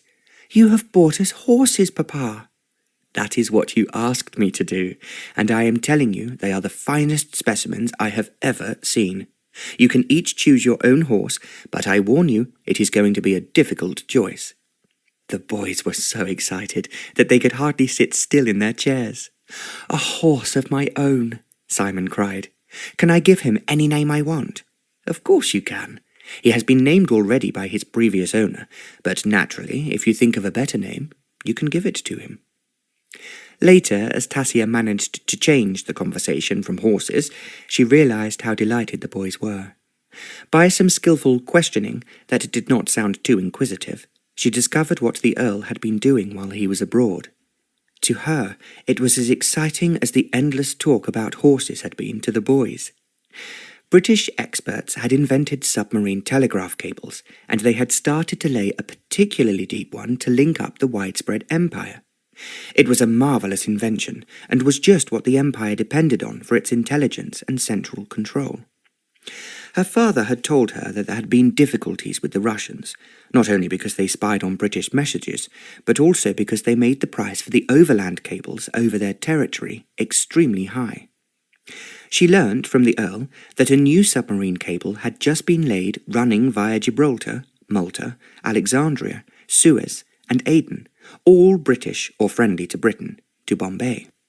The Earl was content to say briefly that he had been of some help to those working on the cable, and Tasia made the two boys appreciate how important the service was for the defence of the empire. They became curious to know more, and Tasia was amused when they plied the Earl with repeated questions. She had been told that in the past they had always kept silent when he was present, or had just answered him in monosyllables. The next morning it was difficult to persuade Peter and Simon to wait for their father to show them the horses. They wanted to be off to the stables as soon as they were dressed. But Tasia warned them it would be a mistake, as it would spoil their father's great pleasure in giving them the generous presents they had asked him for. "If it was you giving someone the one present they had always prayed for, you would want to give it yourself, and see the look on their faces when they were pleased." She paused before she added, "And of course, to hear the exclamations of delight and gratitude for such wonderful presents." She realized they had taken her message on board. "Now, we must think what we can give your father. I suppose what he would like most would be a drawing by Simon of his horse, and a special thank you in music from Peter." "Do you mean," Peter asked her, "I have to invent a special tune for him?" "Why not? Actually, I was humming one to myself last night, and I thought it was a tune I had never heard before, so I must have invented it." "Well, practice it until you are perfect, Peter. Then we will have a special musical evening, and your father can listen and appreciate that it is a melody he has inspired. Then it will have to be called after him." "Of course it must be. And we will think of a very special way of bringing in his name, like listening to the legend of Leopold, or perhaps Leopold the Leader." "I will think of something better than that," Peter promised.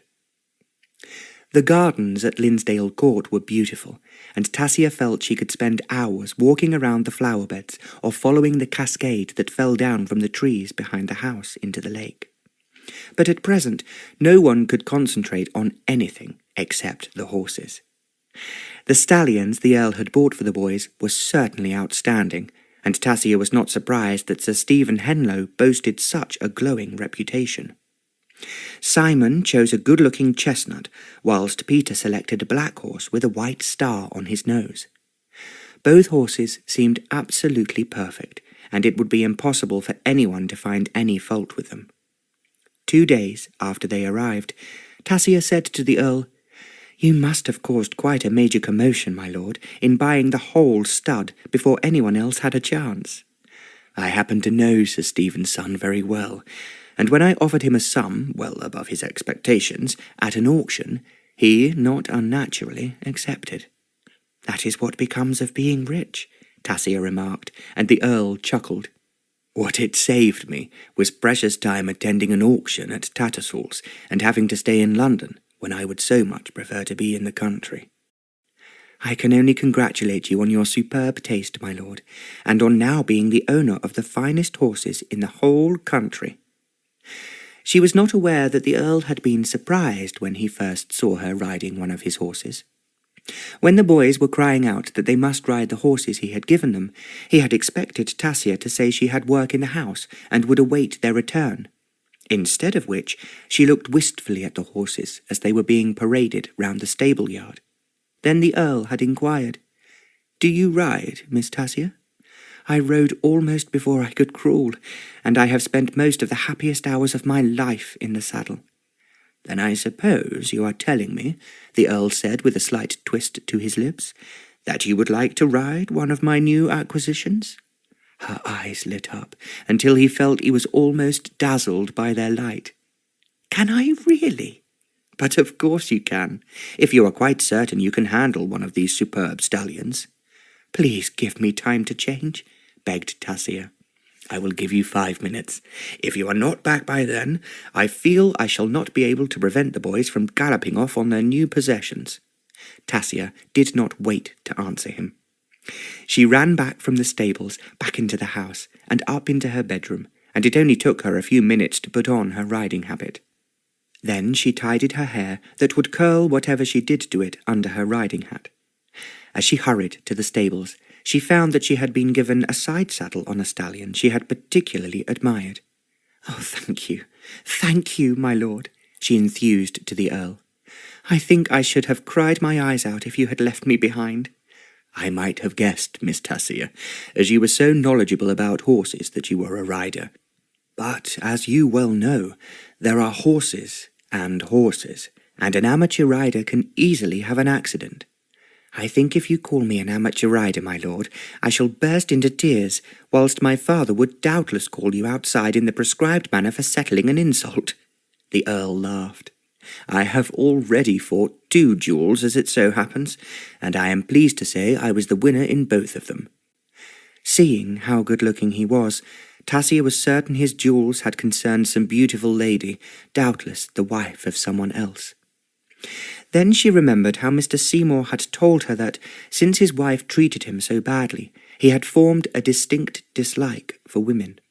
"I must be careful," Tasia reflected to herself, "not to seem to intrude on him, or to let him think I am pursuing him, in which case he will undoubtedly dismiss me, and it is still far too soon for me to go home." They set off, the boys riding their new horses. The Earl watched them both a little anxiously, just in case their new mounts proved too much for them. Tasia deliberately kept well behind. However, once they had reached the open fields, the Earl suggested that they should gallop, but not too fast. Tasia could not prevent her own mount trying to beat all the others, and in the end it became a race between her and the Earl. When they reached where he had said they were to stop, it was only by a neck that he managed to beat her. As they reined in, he exclaimed in astonishment, "How could I have imagined for one moment that a female tutor would ride as well as you?"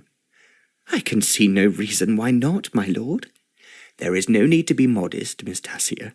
You know as well as I do that you are an exceptional rider. In fact, I have found it very difficult, ever since I came home, to believe that you are in any way real." "So you will not be surprised, my lord, if I vanish into thin air, and you will find I am just a hallucination." "I could hardly say that, but I would indeed like to congratulate you. Perhaps I can put it more forcefully by saying my stable is now at your disposal, Miss Tasia." Once again, Tasia's eyes lit up with a dazzling light. The Earl thought that he had never seen such light in any woman's eyes. Thank you, my lord," she enthused. "I was so afraid you would expect me to stay indoors, and that would have been agony beyond words." The Earl laughed, and then as the boys came along to join them, he inquired, "What do you think of your horses, boys?" "Mine is scrumptious," Simon answered, "and I'm going to call him Red Robin, which I think is a pretty name, as well as accurately describing him." "I agree with you, and his name will be written up over his manger." "Thank you, Papa. Thank you." Peter had not yet decided what he was going to call his stallion, but before their ride was over, he said it would be Champion, as he intended him to win every race, and no one would ever beat him. On the following day, Tasia ventured at breakfast. "I see in the newspapers, my lord, that you caused quite a furor by buying all of Sir Stephen's horses outright, when everyone expected them to be put up for auction." The Earl frowned. "There is one thing I really dislike, and that is being in the newspapers. I avoid reporters whenever possible." "You will be lucky if you are not written about for taking a part in the new submarine cable," queried Tasia. "The least said about it, the better," the Earl replied sharply. "The Russians will be most annoyed they can no longer interfere with us. The new cable goes overland to Marseille, where it picks up the main cable line to Malta. That keeps us clear of those who pretend to be our friends, but who are undoubtedly our enemies." Tasia was very familiar with international problems, not only from her reading, but from her many fascinating conversations with her father. So, therefore surprised the Earl by her remarks and questions he had never expected to hear from a woman. Then he remembered the way she had spoken to him when they had first met in 3 foreign languages. He asked Tasia, "Where have you travelled that you know so much about the current European situation?" "If you are referring to my knowledge of languages, I was educated in Florence and have travelled extensively." She was about to explain that it had been with her father, but she thought it would be a mistake. She had been careful not to mention her family, nor where she had lived before she had come to Regent's Park to teach the boys. "I cannot imagine, Miss Tasia, that you travelled alone. So how come you are so proficient in Greek and in at least 2 other languages?" "I think it is wiser at this moment to remain silent about myself." The Earl looked at her quizzically. "I have never yet met a woman who did not want to talk about herself all the time," he muttered. "Well, you have now, my lord, and I assure you I really am interested in hearing about all your exploits." She spoke in a way that seemed complimentary, but at the same time she did not flash her eyelashes at him, and nor did she use the seductive voice that other women used when they were attempting to flirt with him. When the boys came back, eager to talk about their horses, she moved away towards them. She was clearly so involved with them that he was certain that she had not given him another thought. She was so different from the women he had met in the past. He found it difficult, because he was curious, not to cross-question her about herself, but he soon realized that she always managed to avoid giving him a straight answer to a straight question. She was so intelligent and well-informed that every time he talked to her, he found himself becoming more and more intrigued as to who she really was. He was well aware, without needing to be told, that Tasia had completely changed the 2 boys. They had been shy of their father, and as they had grown older, they had avoided being with him unless it was absolutely necessary. Now they sought him out, running to tell him about some new achievement with their horses. Their laughter and excited voices seemed to fill the house. "It is a real pleasure, my lord," the old butler said, "to hear the 2 young gentlemen laughing from first thing in the morning till they goes to bed. That's just what the house been waiting for a long time." Although he hated to admit it, the Earl agreed with him. It was almost a week after the horses arrived that as they were about to start off riding for breakfast, the Lord Lieutenant called unexpectedly to see the Earl. His carriage drove up to the front door while their horses were waiting in the stable yard. Entering the breakfast room, the Earl announced, "Lord Wilson is now arriving, and I will have to see him, but he might have waited until later in the day." "Must you stay with him, Papa?" pleaded Simon. "I'm afraid so, but you 3 go ahead, and I will join you as soon as I can. I expect you are going the usual way towards Monk's Wood." He looked at Tasia as he spoke, and she replied, "Yes, my lord, and we will be waiting for you in the wood, but don't be longer than you can help."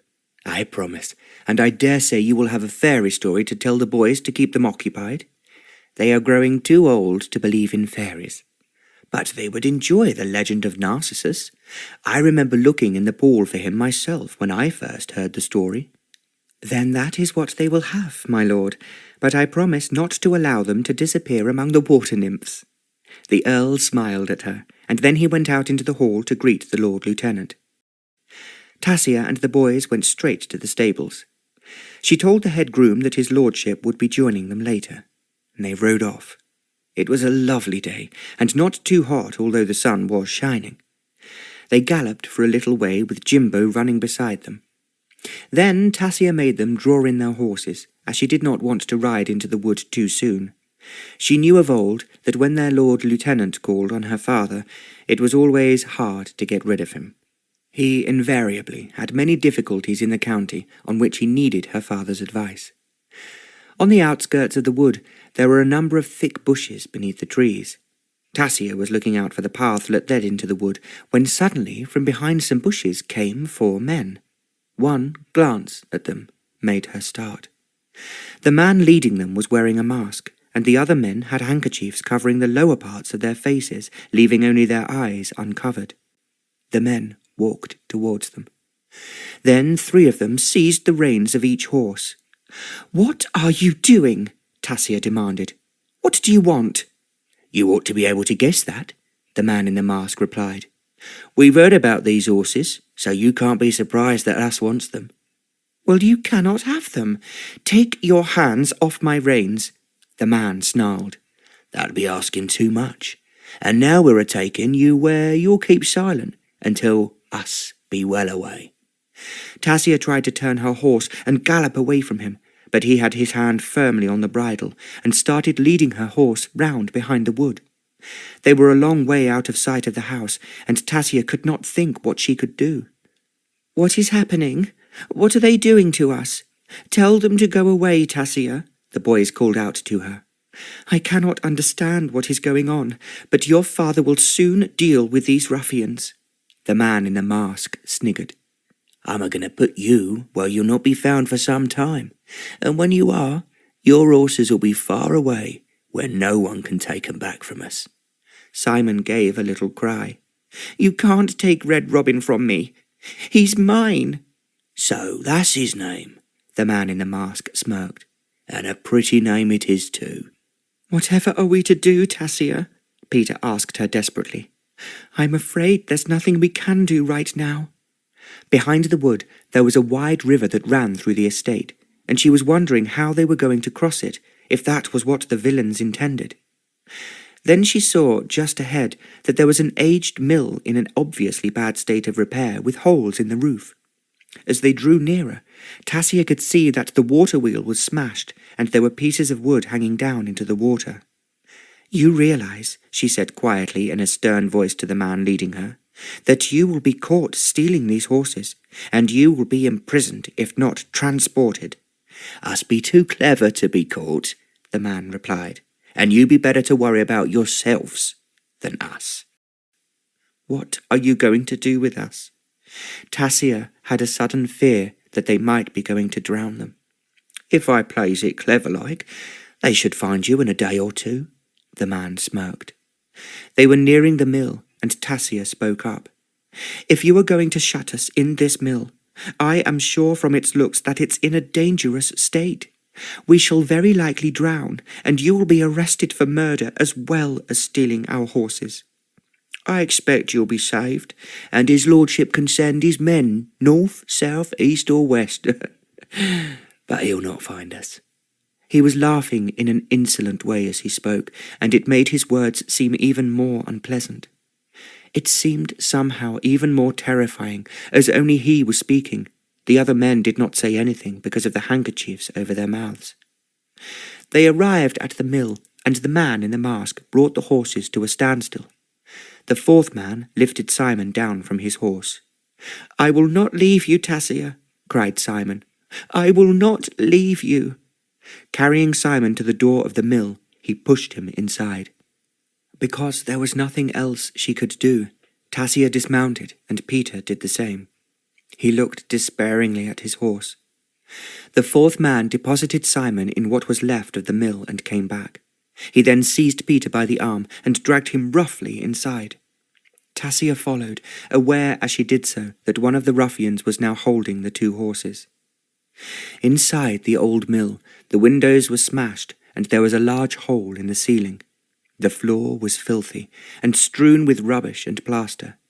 Simon had been sat down on a pile of empty sacks. As she reached him, Tasia saw with horror that his ankles were being fastened together by what appeared to be handcuffs. Next she felt someone pick her up. She gave a scream of horror. The man who had lifted her pushed her down roughly on another heap of sacks.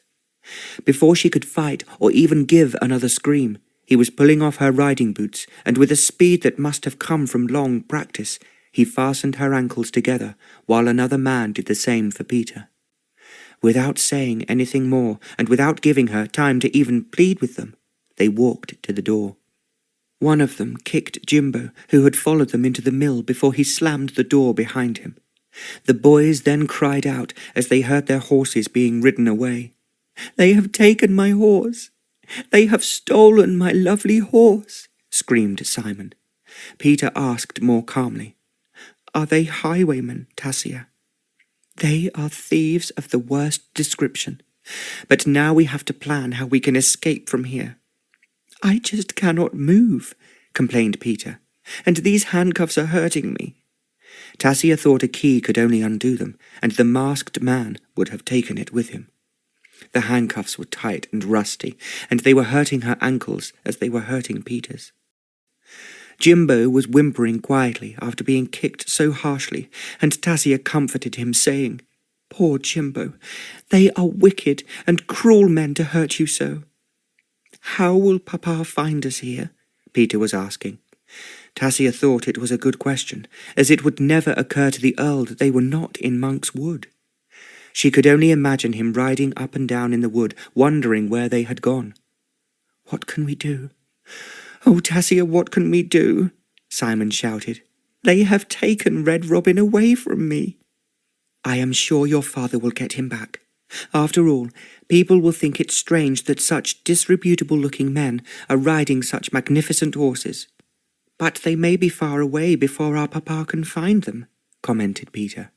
"And I don't expect they will tell him where they have hidden us." "No, I would expect not," agreed Tasia.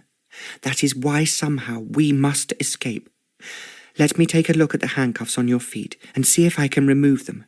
Peter managed to crawl over to her. Tasia looked at his feet just as she had looked at her own, and she knew there was very little chance of opening the handcuffs without a key of some sort.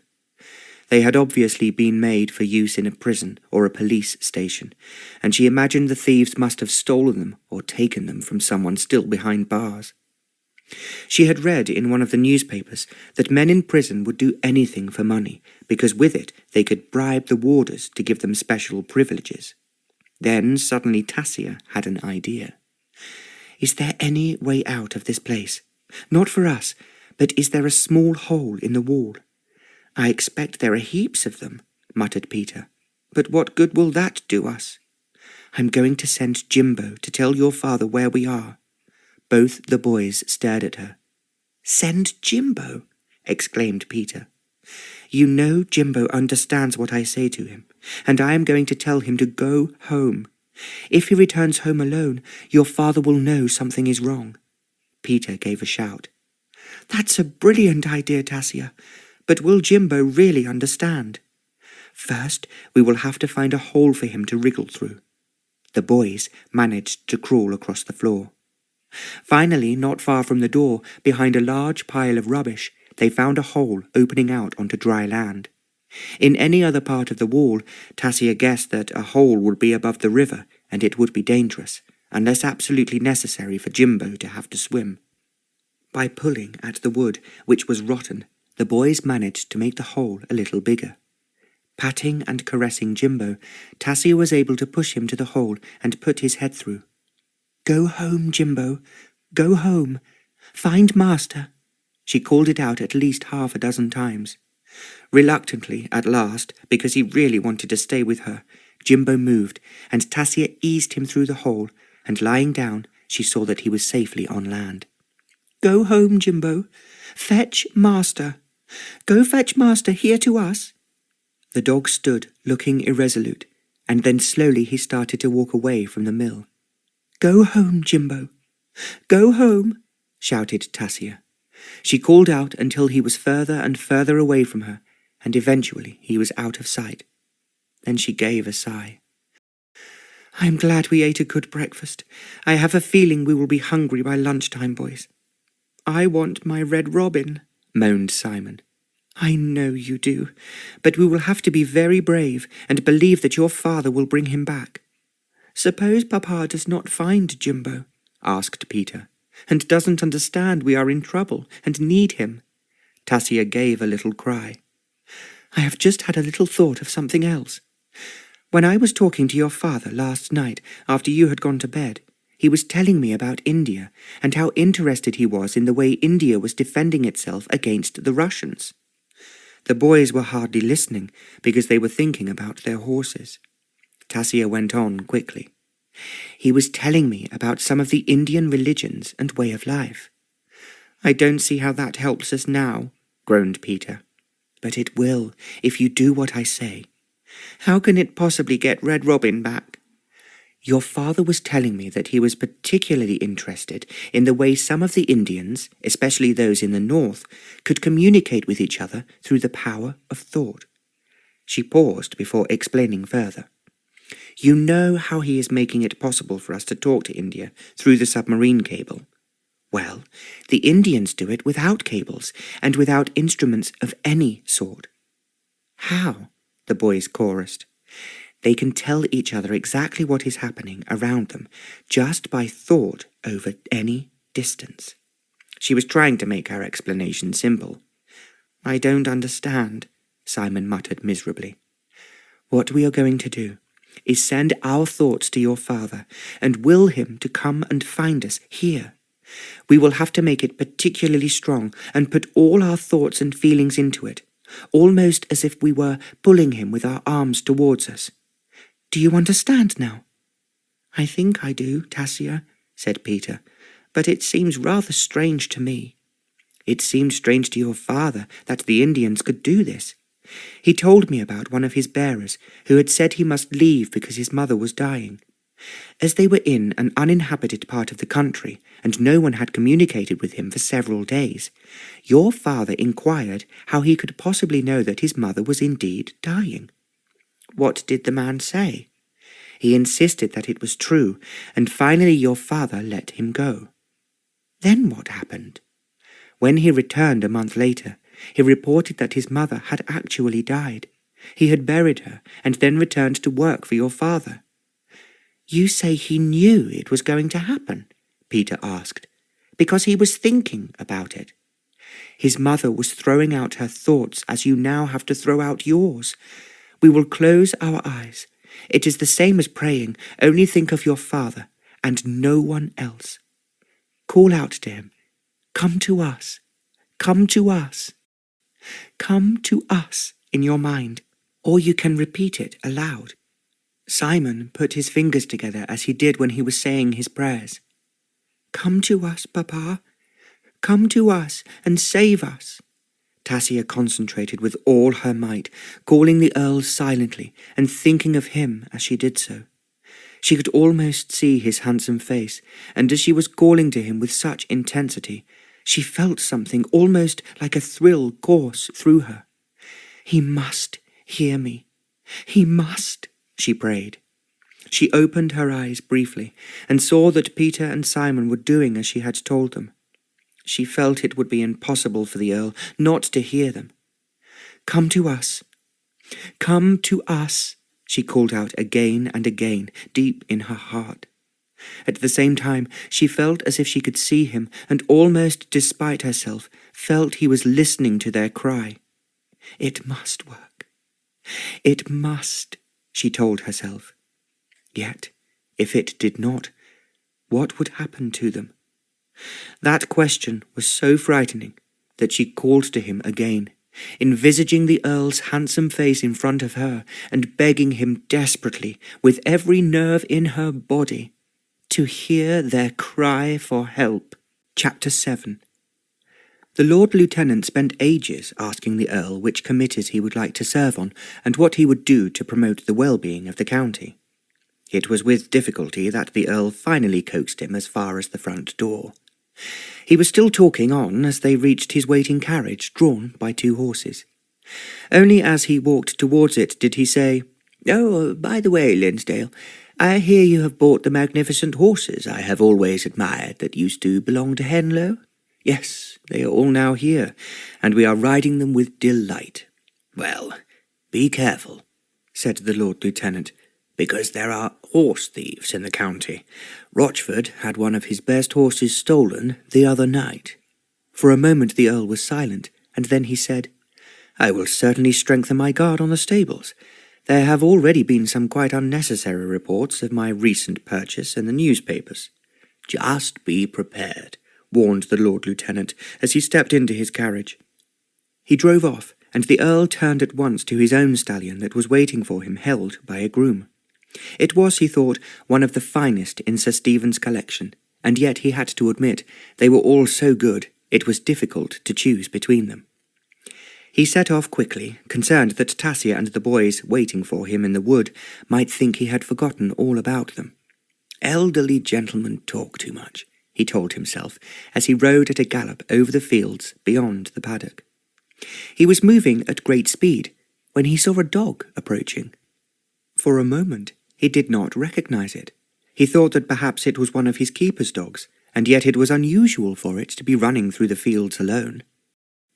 As he drew nearer, he realized to his astonishment that it was Jimbo. He pulled in his horse and called out, "Jimbo! Jimbo! Where are you going?" The dog hesitated. As he did so, the Earl had a feeling that something strange had happened, and that Tasia and his sons were in danger. He could not explain it even to himself, yet he was sure of it. The fact that Jimbo was alone and returning to the house confirmed his conviction that something was wrong. As Jimbo recognized the Earl, he stood still, looking up at him, then jumped up as if he wanted to be patted. "Where is your mistress, Jimbo?" Then, remembering how Tasia had given Jimbo his orders, he called, "Seek Tasia! Seek her!"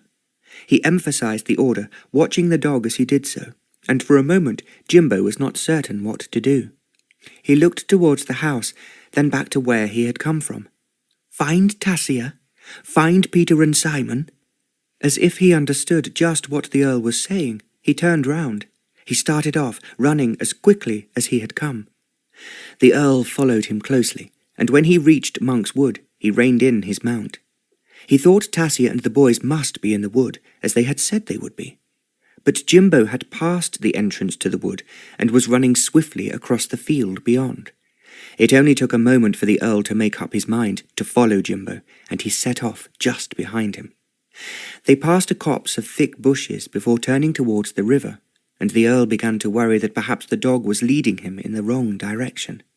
Yet he was still conscious of that strange feeling that something was wrong.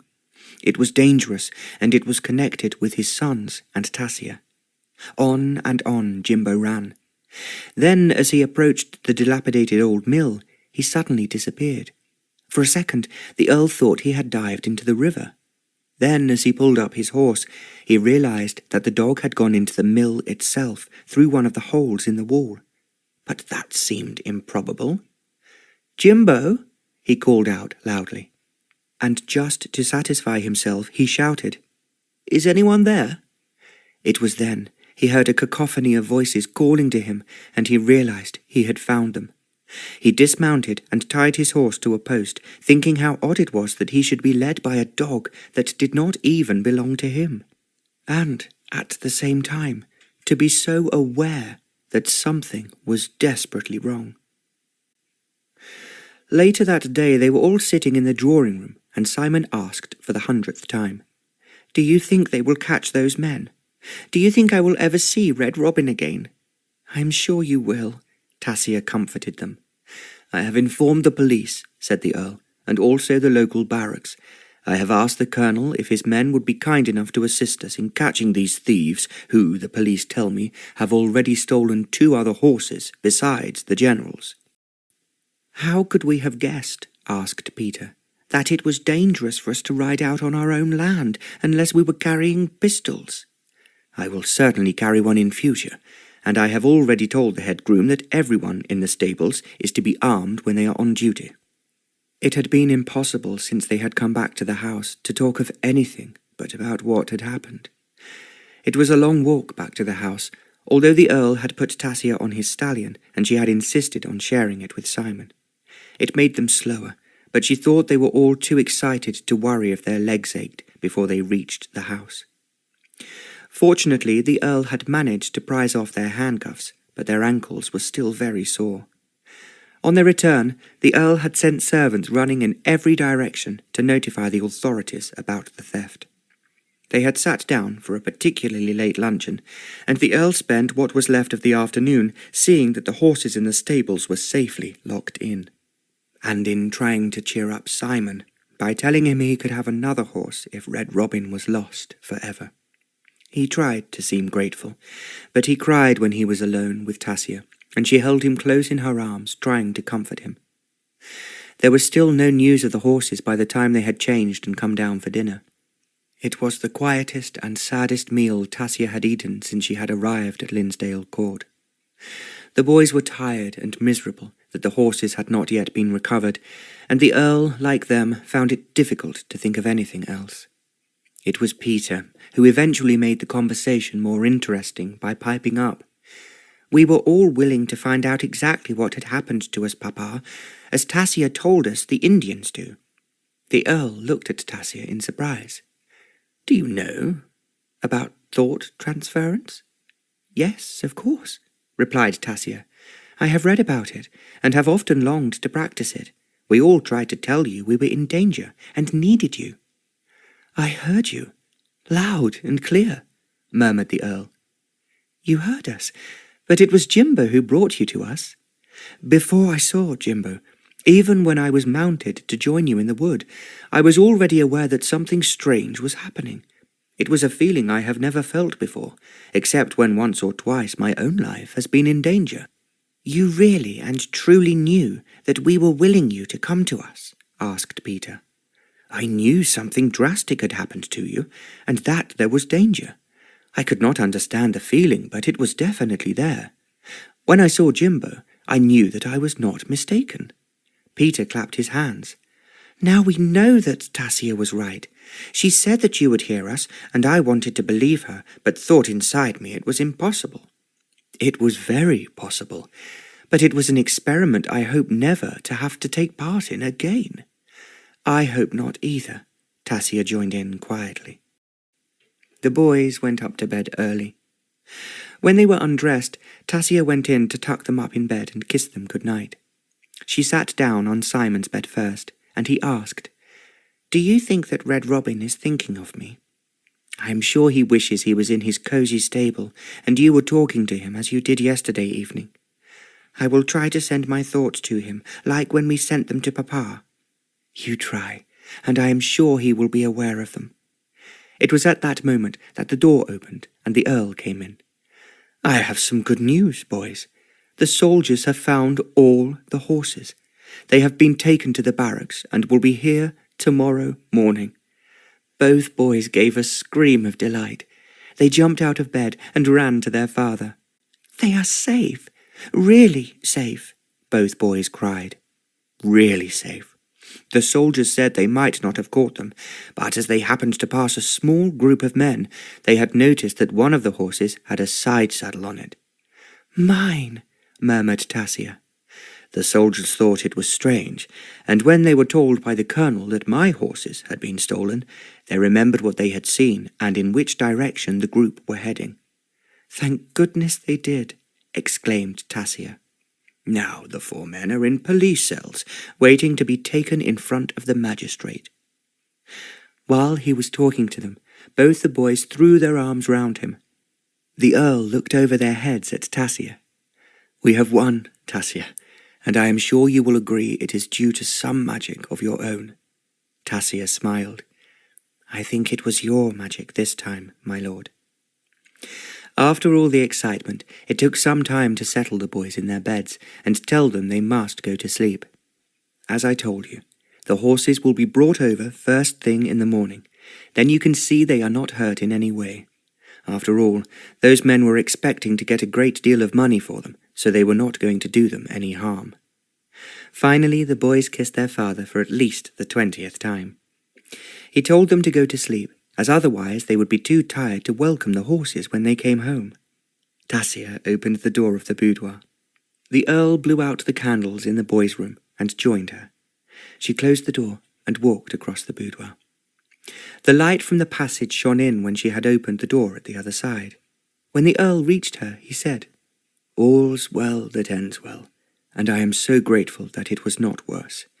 I am thinking how grateful we should be to you. If you had not trained Jimbo the way you did, it might have been days before I thought of searching for you in that dilapidated ancient mill. In fact, I thought that it was too dangerous for anyone to go anywhere near it." "Don't talk about it, my lord. It was so frightening being unable to move at all. I hope I never have to experience anything like it again." She looked up at him. "And thank you for finding us. It was very clever of you to understand." Then slowly, as if he was somehow in a dream, he drew her close to him, and his lips were on hers. He kissed her gently at first, then more possessively. To Tasia, it was as if the whole room whirled round her, and the stars fell from the sky. She had never been kissed before, yet she had always dreamed that it would be just as wonderful and perfect as this. She felt a fervent ecstasy beyond words coursing through her body. She was aware that the Earl was feeling the same. She realized as he kissed her and continued kissing her, as if she was something incredibly precious, that this was the love she had waited for and longed for. The real love she knew could never be found in an arranged marriage. "I love you, I love you," she wanted to shout, but it was quite impossible to speak. His lips and arms held her completely captive. Finally, when she believed that a light from heaven enveloped them both, the Earl raised his head. "I do love you, my precious Tasia," he breathed, and his voice was deep. "I fought against it, but I knew from the very first moment I saw you that you were so different from any other woman I have ever known." He looked so handsome in the light of the candles that Tasia could only gaze up at him. His eyes were speaking to her without words. "Do you love me?" the Earl asked. "Although I don't know, my darling, at the moment, what we can do about it." He pulled her a little closer. "I want you. God knows I want you. But I vowed I would never marry again, and as you will understand, it would cause an immense scandal in my family if I married one of my employees." He seemed to be talking to himself, and Tasia found it impossible to understand what he was saying. Then he added, "We will find a way, of course we will find a way. I will give you everything in the world you want, and we will be happy, very happy." He bent forward and kissed her cheek. "We will talk about it tomorrow, my darling. Now go to bed, and as you must be tired, but you are safe, completely safe here, and I will never allow anything so unpleasant to ever happen to you again." His lips were on hers for a brief moment. Then, even as she reached out her hands as if to hold on to him, he turned round and walked quickly away down the passage. It was as if he could not trust himself to stay any longer. For a second, she could hardly believe he had gone. Then, as she saw him disappear at the far end of the landing into the master suite, she went into her own room. She felt as if the world had turned a somersault. Yet the Earl's words were ringing in her ears. "I vowed I would never marry again, and it would cause an immense scandal in my family if I married one of my employees." She stood at the window in her room. She felt that his words were written in flames of fire outside in the moonlight. She knew, and it was so desperately hard to believe it, that he did not really love her. Driving back to London with Jimbo in a chaise drawn by 2 outstanding horses, Tasia felt that she was moving from a glorious dream and back into reality. It had been 5 o'clock when she rose from her bed, having hardly slept at all. She knew that she must go away before anyone in the house was awake. Above all, she could not see the Earl again. Only when she was dressed did she sit down at the secretaire in the boudoir and wrote quickly, "My lord, I love you, and I will always love you. But I cannot do what you have suggested, which is wrong and wicked, and would hurt Peter and Simon, who I love dearly. Be kind to them, and be careful who you give them as tutors. Tell them my prayers will always be with them. Tasia." She knew it was impossible to pack all her clothes, so she took only a few of her prettiest gowns down from the wardrobe. She carried them over her arm and left behind the rest of her clothes, including her shoes and nightgowns. She could easily buy more when she was back in London, and her father would not mind paying for them. There were 2 sleepy grooms on duty, and they did not dare to argue when she ordered them to put 2 horses into the light chaise, insisting she would drive it herself. "Are you sure, Miss Tasia, you don't want one of us to come with you?" the elder groom asked. She shook her head. "I will be all right with Jimbo to look after me. Thank you. Tell his lordship I will send back the horses and the chaise when I have finished my journey." She tipped them both, which pleased them. Then she drove away, knowing that the Earl and the 2 boys would be fast asleep at this early hour. As she did not hurry, it took her nearly 3 hours to reach Selwick House in Grosvenor Square. When she rang the doorbell, Yates almost shouted out with excitement, "You're back, Miss Tasia. His lordship has been almost off his head a-looking for you. Wait a moment before you tell him where I am. I would like the chaise and the horses taken to the stables of Linsdale House in Regent's Park." Yates was listening intently, and she continued, "What I want a groom to do is to take them to the mews behind the house, and just tell them that he has been told to leave them there. You will have to impress on him, and trust him not to say where he has brought them from. Can you please arrange it for me?" "If that's what you want, Miss Tasia, and it's good to see you back again, I'll take them myself." "That is very kind of you, and however much they press you, Yates, please don't say where you have come from or who you work for." She gave him a smile before she added, "You understand. I am covering my tracks." "I don't know what you are up to, Miss Tasia, but as I don't want you to be in any trouble, I'll do exactly as you tells me." "Thank you, Yates. I knew you would."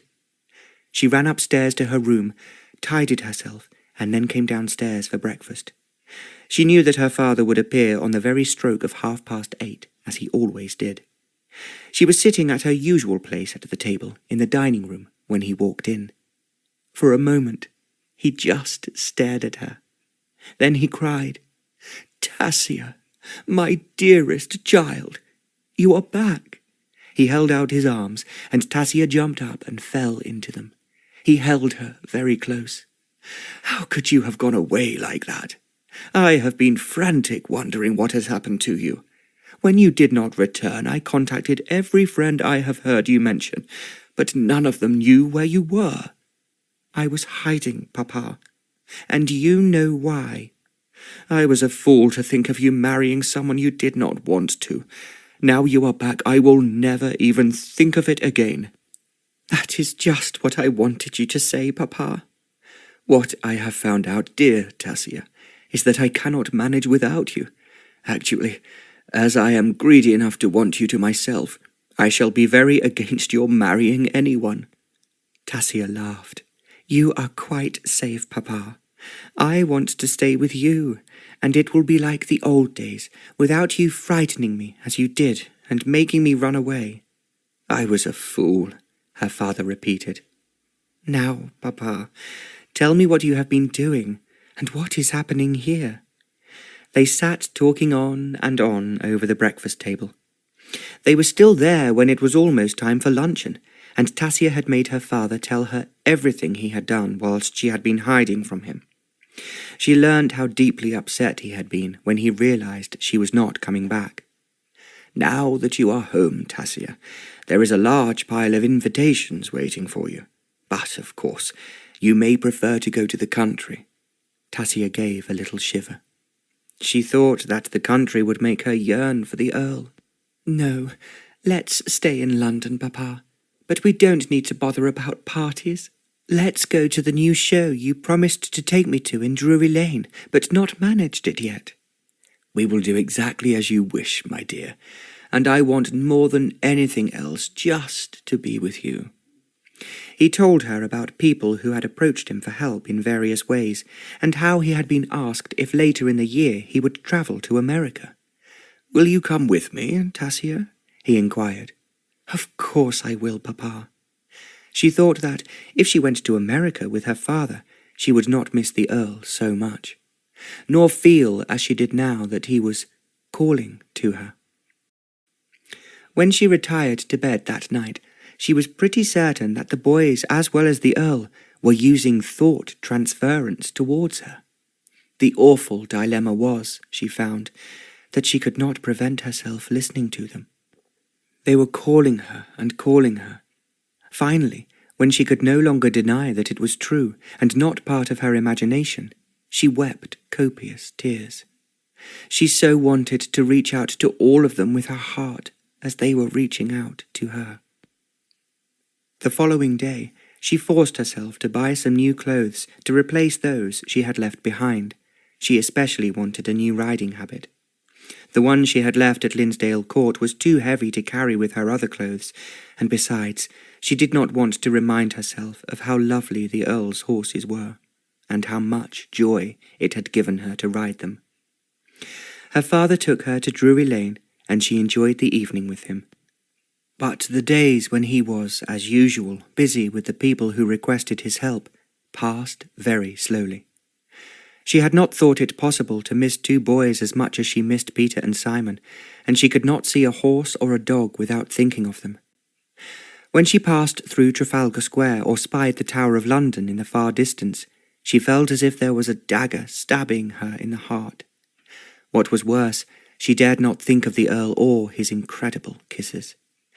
Never in her whole life had she felt such thrill and excitement that had swept through her when he had kissed her, or the sheer glory as he went on kissing her in the doorway of the boudoir with only the light of the candles in the passage. She felt as if she could again see his eyes burning into hers, her lips moving beneath his in an ecstasy that was inexplicable. "I love him. I love him," she told the stars when she looked out of her bedroom window before she went to bed. Then, because it was such agony to think any more about him, she pulled the curtains together. She tried so hard to pray that she would soon forget all about him and his two sons. It was nearly a week since she had returned home. She was in the study where she and her father sat when they were alone, having taken a book from one of the bookcases. Since her return home, she had not once gone into her father's library. It was almost as large as the one at Linsdale Court, but she could not bear to think of all the books strewn over the furniture and floor to make an exhibition for the Earl. Then, once again, she was thinking how no man she had known looked as handsome as the Earl mounted on his horse. She was just telling herself that she should go and dress for dinner when the door opened. One of the young footmen who was on duty when Yates and the others were having their supper announced, "A gentleman to see you, Miss Tasia." For a moment Tasia thought how annoying it was that someone should arrive just as she was going upstairs. She closed her book and rose to her feet. Then, as the man entered the room, she looked round and froze into immobility. It was the Earl. The footman closed the door, and he did not move either. He just stood, gazing at her. Afterwards, Tasia could not remember if he moved first or she did. Suddenly she was in his arms, and he was kissing her wildly, demandingly, and passionately. He kissed her and carried on kissing her. She felt as if her whole body was melting into his, and they were no longer two people, but one. Then, in a voice that sounded so hoarse and strange and very unlike him, the Earl exclaimed, "My precious, my darling, I have found you. How could you run away and leave me?" Tasia leaned her face against his shoulder. "How did you find me?" she managed to whisper. "I thought I should go mad when I realized you had gone. I could not believe you had really left me until they said you had taken some of your clothes with you. When I found that Jimbo was missing too, I knew that I had lost you." "I had to leave," Tasia murmured, "because I could not do what you wanted. I was mad, a fool. I just cannot imagine why I said such things. I want you. You know I want you, and we are going to be married immediately, in case you run away from me again." Tasia looked at him. "You said you would never marry," she whispered. "I think you know why. I was crazy, but when you had gone I knew I had lost the only thing that mattered to me, the only woman who could ever make me happy." He paused before adding, "The only one in the world who could make Linsdale Court the home I have always wanted it to be, for me and my boys." He did not wait for her to reply. As he finished speaking, his lips were on hers again, and the rapture of it was, Tasia thought, overwhelming. She could not think, only feel that she belonged to him as if they were already man and wife. "I love you. I adore you, my darling Tasia. And I did not realize until you had gone how much the boys love you too. They were unhappy. Of course they were unhappy, just as I was. They minded losing you 100 times more than they minded losing their horses. And the horses came back, quite safely, and no one had hurt them. But now I am going to take you back, and you will be changed to me so that no one in the world will be able to take you away from me." Tasia laughed. "We are moving too quickly." "The one thing I will do quickly is to marry you. Unfortunately, you will have to ask me first." A voice came forcibly from behind them. The Earl had his back to the door, but Tasia realized that her father had entered the room. With difficulty, she moved out of the Earl's arms. "Who is this?" Lord Salwick demanded in an aggressive manner. Then, as the Earl turned round sharply, he gave an exclamation. "Oh, good heavens! It is you! Linsdale!" The Earl held out his hand. "It must be a year since we've met, Lord Salwick." They shook hands, and Tasia's father queried, "Did I hear you asking my Tasia to marry you as I came into the room?" "If she is working for you, then I am afraid I must take her away." "Working for me?" Lord Salwick exclaimed. "It is something she has always done, but I gather you want her in some other capacity." "I intend to marry her," the Earl stipulated firmly, "and nothing, and no one, will prevent me from doing so." He spoke in a hostile tone, as Lord Salwick merely smiled and walked further into the room. Tasia ran to his side. "We have not discussed it since I have come back, but when I left you, I was working for the Earl of Linsdale as a tutor to his sons." Her father looked surprised for a moment, and then he laughed. "That is certainly something original, and naturally I would never have thought of looking for you there. But now he is saying he wants to marry you." "And I intend to do so at once," the Earl interposed. "And if Tasia has a contract of any sort with you, I am of course quite prepared to buy her out of it." Lord Salwick laughed again. "My dear boy, you are barking up the wrong tree. Tasia is working for me because she is my daughter, and I must say an extremely clever and resourceful one." Your daughter?" the Earl cried out in sheer astonishment. I had no idea." He looked at Tasia. "Forgive me, Tasia, I have made a mess of it once again. It is quite all right. I ran away from Papa because he wanted me to marry a man I did not know. It was on an impulse that I walked into Mrs. Lyne's domestic agency and asked if she had an original and unusual job for me, and she sent me to look after Peter and Simon. You taught them so much, and changed them from 2 truculent boys into 2 delightful sons, who now, I think, love me as much as I love them, the Earl insisted. I'm sure they do, agreed Tasia. And as I love them too, I don't think they will mind me being your wife. They were crying their eyes out when they thought they had lost you. He turned to Lord Selwick, who was listening to their conversation with an amazed look on his face. I had no idea, sir, that Tasia, who came disguised as a tutor, could possibly be your daughter. But I hope you will know I have the greatest admiration for you, and I will be honoured if you will now agree to be my father-in-law. Lord Selwick laughed and placed his hand on the Earl's shoulder. I know of no other young man I would be more delighted to have as a son-in-law than you. So let's arrange the wedding immediately, as I am so afraid that Tasia will disappear back into the fairy world she has come from, and I will not be bright enough to find her another time. How did you find me? Asked Tasia. I thought I had covered my tracks very carefully. You did indeed, but it was really Simon who told me to come here. Simon? Tasia queried in astonishment. Once, when you were bathing a very dirty Jimbo, you gave Simon his collar to hold. Tasia gave a little cry. It has the address on it, just in case he was ever lost. Exactly, Tasia. But I had no idea that 22 Grosvenor Square was Selwick House.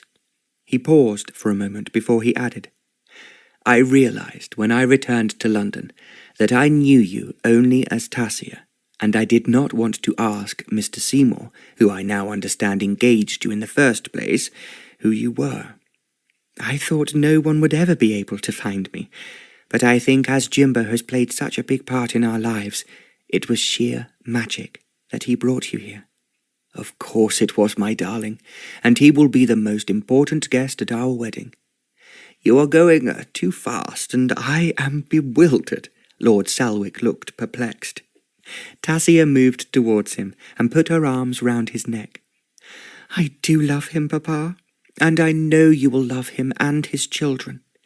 Please, can we be married quickly, as I am so frightened that something might separate us again? I am frightened that if I lose you, there would be no one to take your place, her father muttered.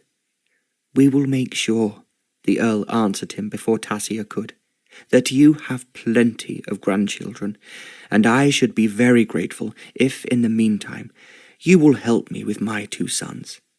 I know they will be thrilled to hear about all you have achieved. It will be something new and exciting for them, and I hope in time to emulate. I think you are still going too fast, but I suppose we all have to move with the times. Thus, just as we are now increasing our speed with trains and steamships, and doubtless very shortly with electricity. I must arrange your marriage quickly, and the only thing you have to decide is where you will be married, in London or in the country. Oh, the country, the Earl and Tasia chorused. Then they both laughed. We are saying that because the horses can come, she sighed, and not half as many people as we would have to invite if we were married in London. Very well. The country it will be, Lord Selwick concurred. And I only hope, Linsdale, we can between us devise some new and up-to-date means to reach our homes more quickly. Of course we will, sir. Then they were all laughing again. The Earl stayed to dinner, and after they had eaten, Lord Selwick said he was retiring and left them alone. Will you be going back to the country tomorrow? Tasia asked the Earl. Do you honestly think I would go away and leave you? I am sending a carriage to the court immediately after breakfast to tell the boys that I have found you and to bring them here to see you. I would love that. I think we will keep them busy for a few days in London while you acquire your trousseau. Then I am going to suggest that when we go off on our honeymoon, we leave the boys with your father. I think that he will enjoy having them, and so they should not miss us. I must have you to myself for at least a little while. And where are we going? It will be a secret voyage, my darling Tasia. But I know as you speak the language you will be able to tell me a great deal that I missed on my last visit there. Tasia guessed that they were going to Greece, and she knew she would enjoy visiting there more than anywhere else. At the same time, she did not want to spoil his plan, that it should be a surprise for her. "Wherever we go," she murmured softly, "we will be very happy. I love you, and it is impossible for me to be happier than I am at the moment."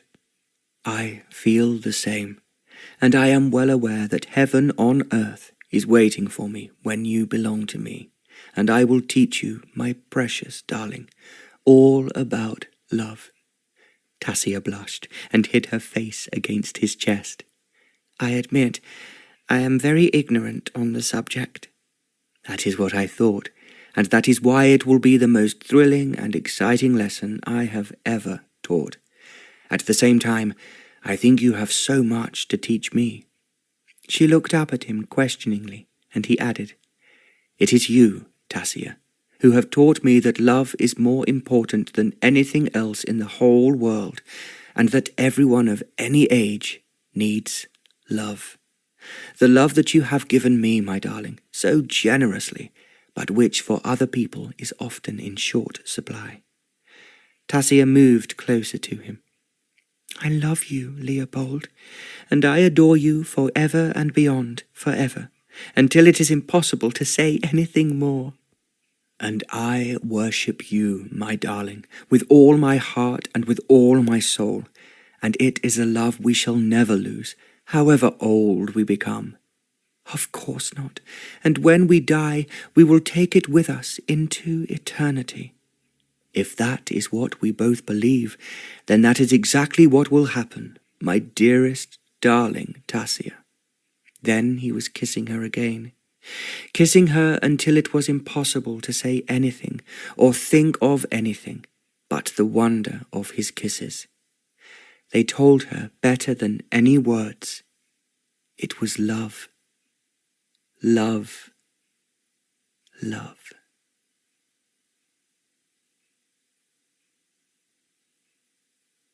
A Teacher of Love. Written by Barbara Cartland.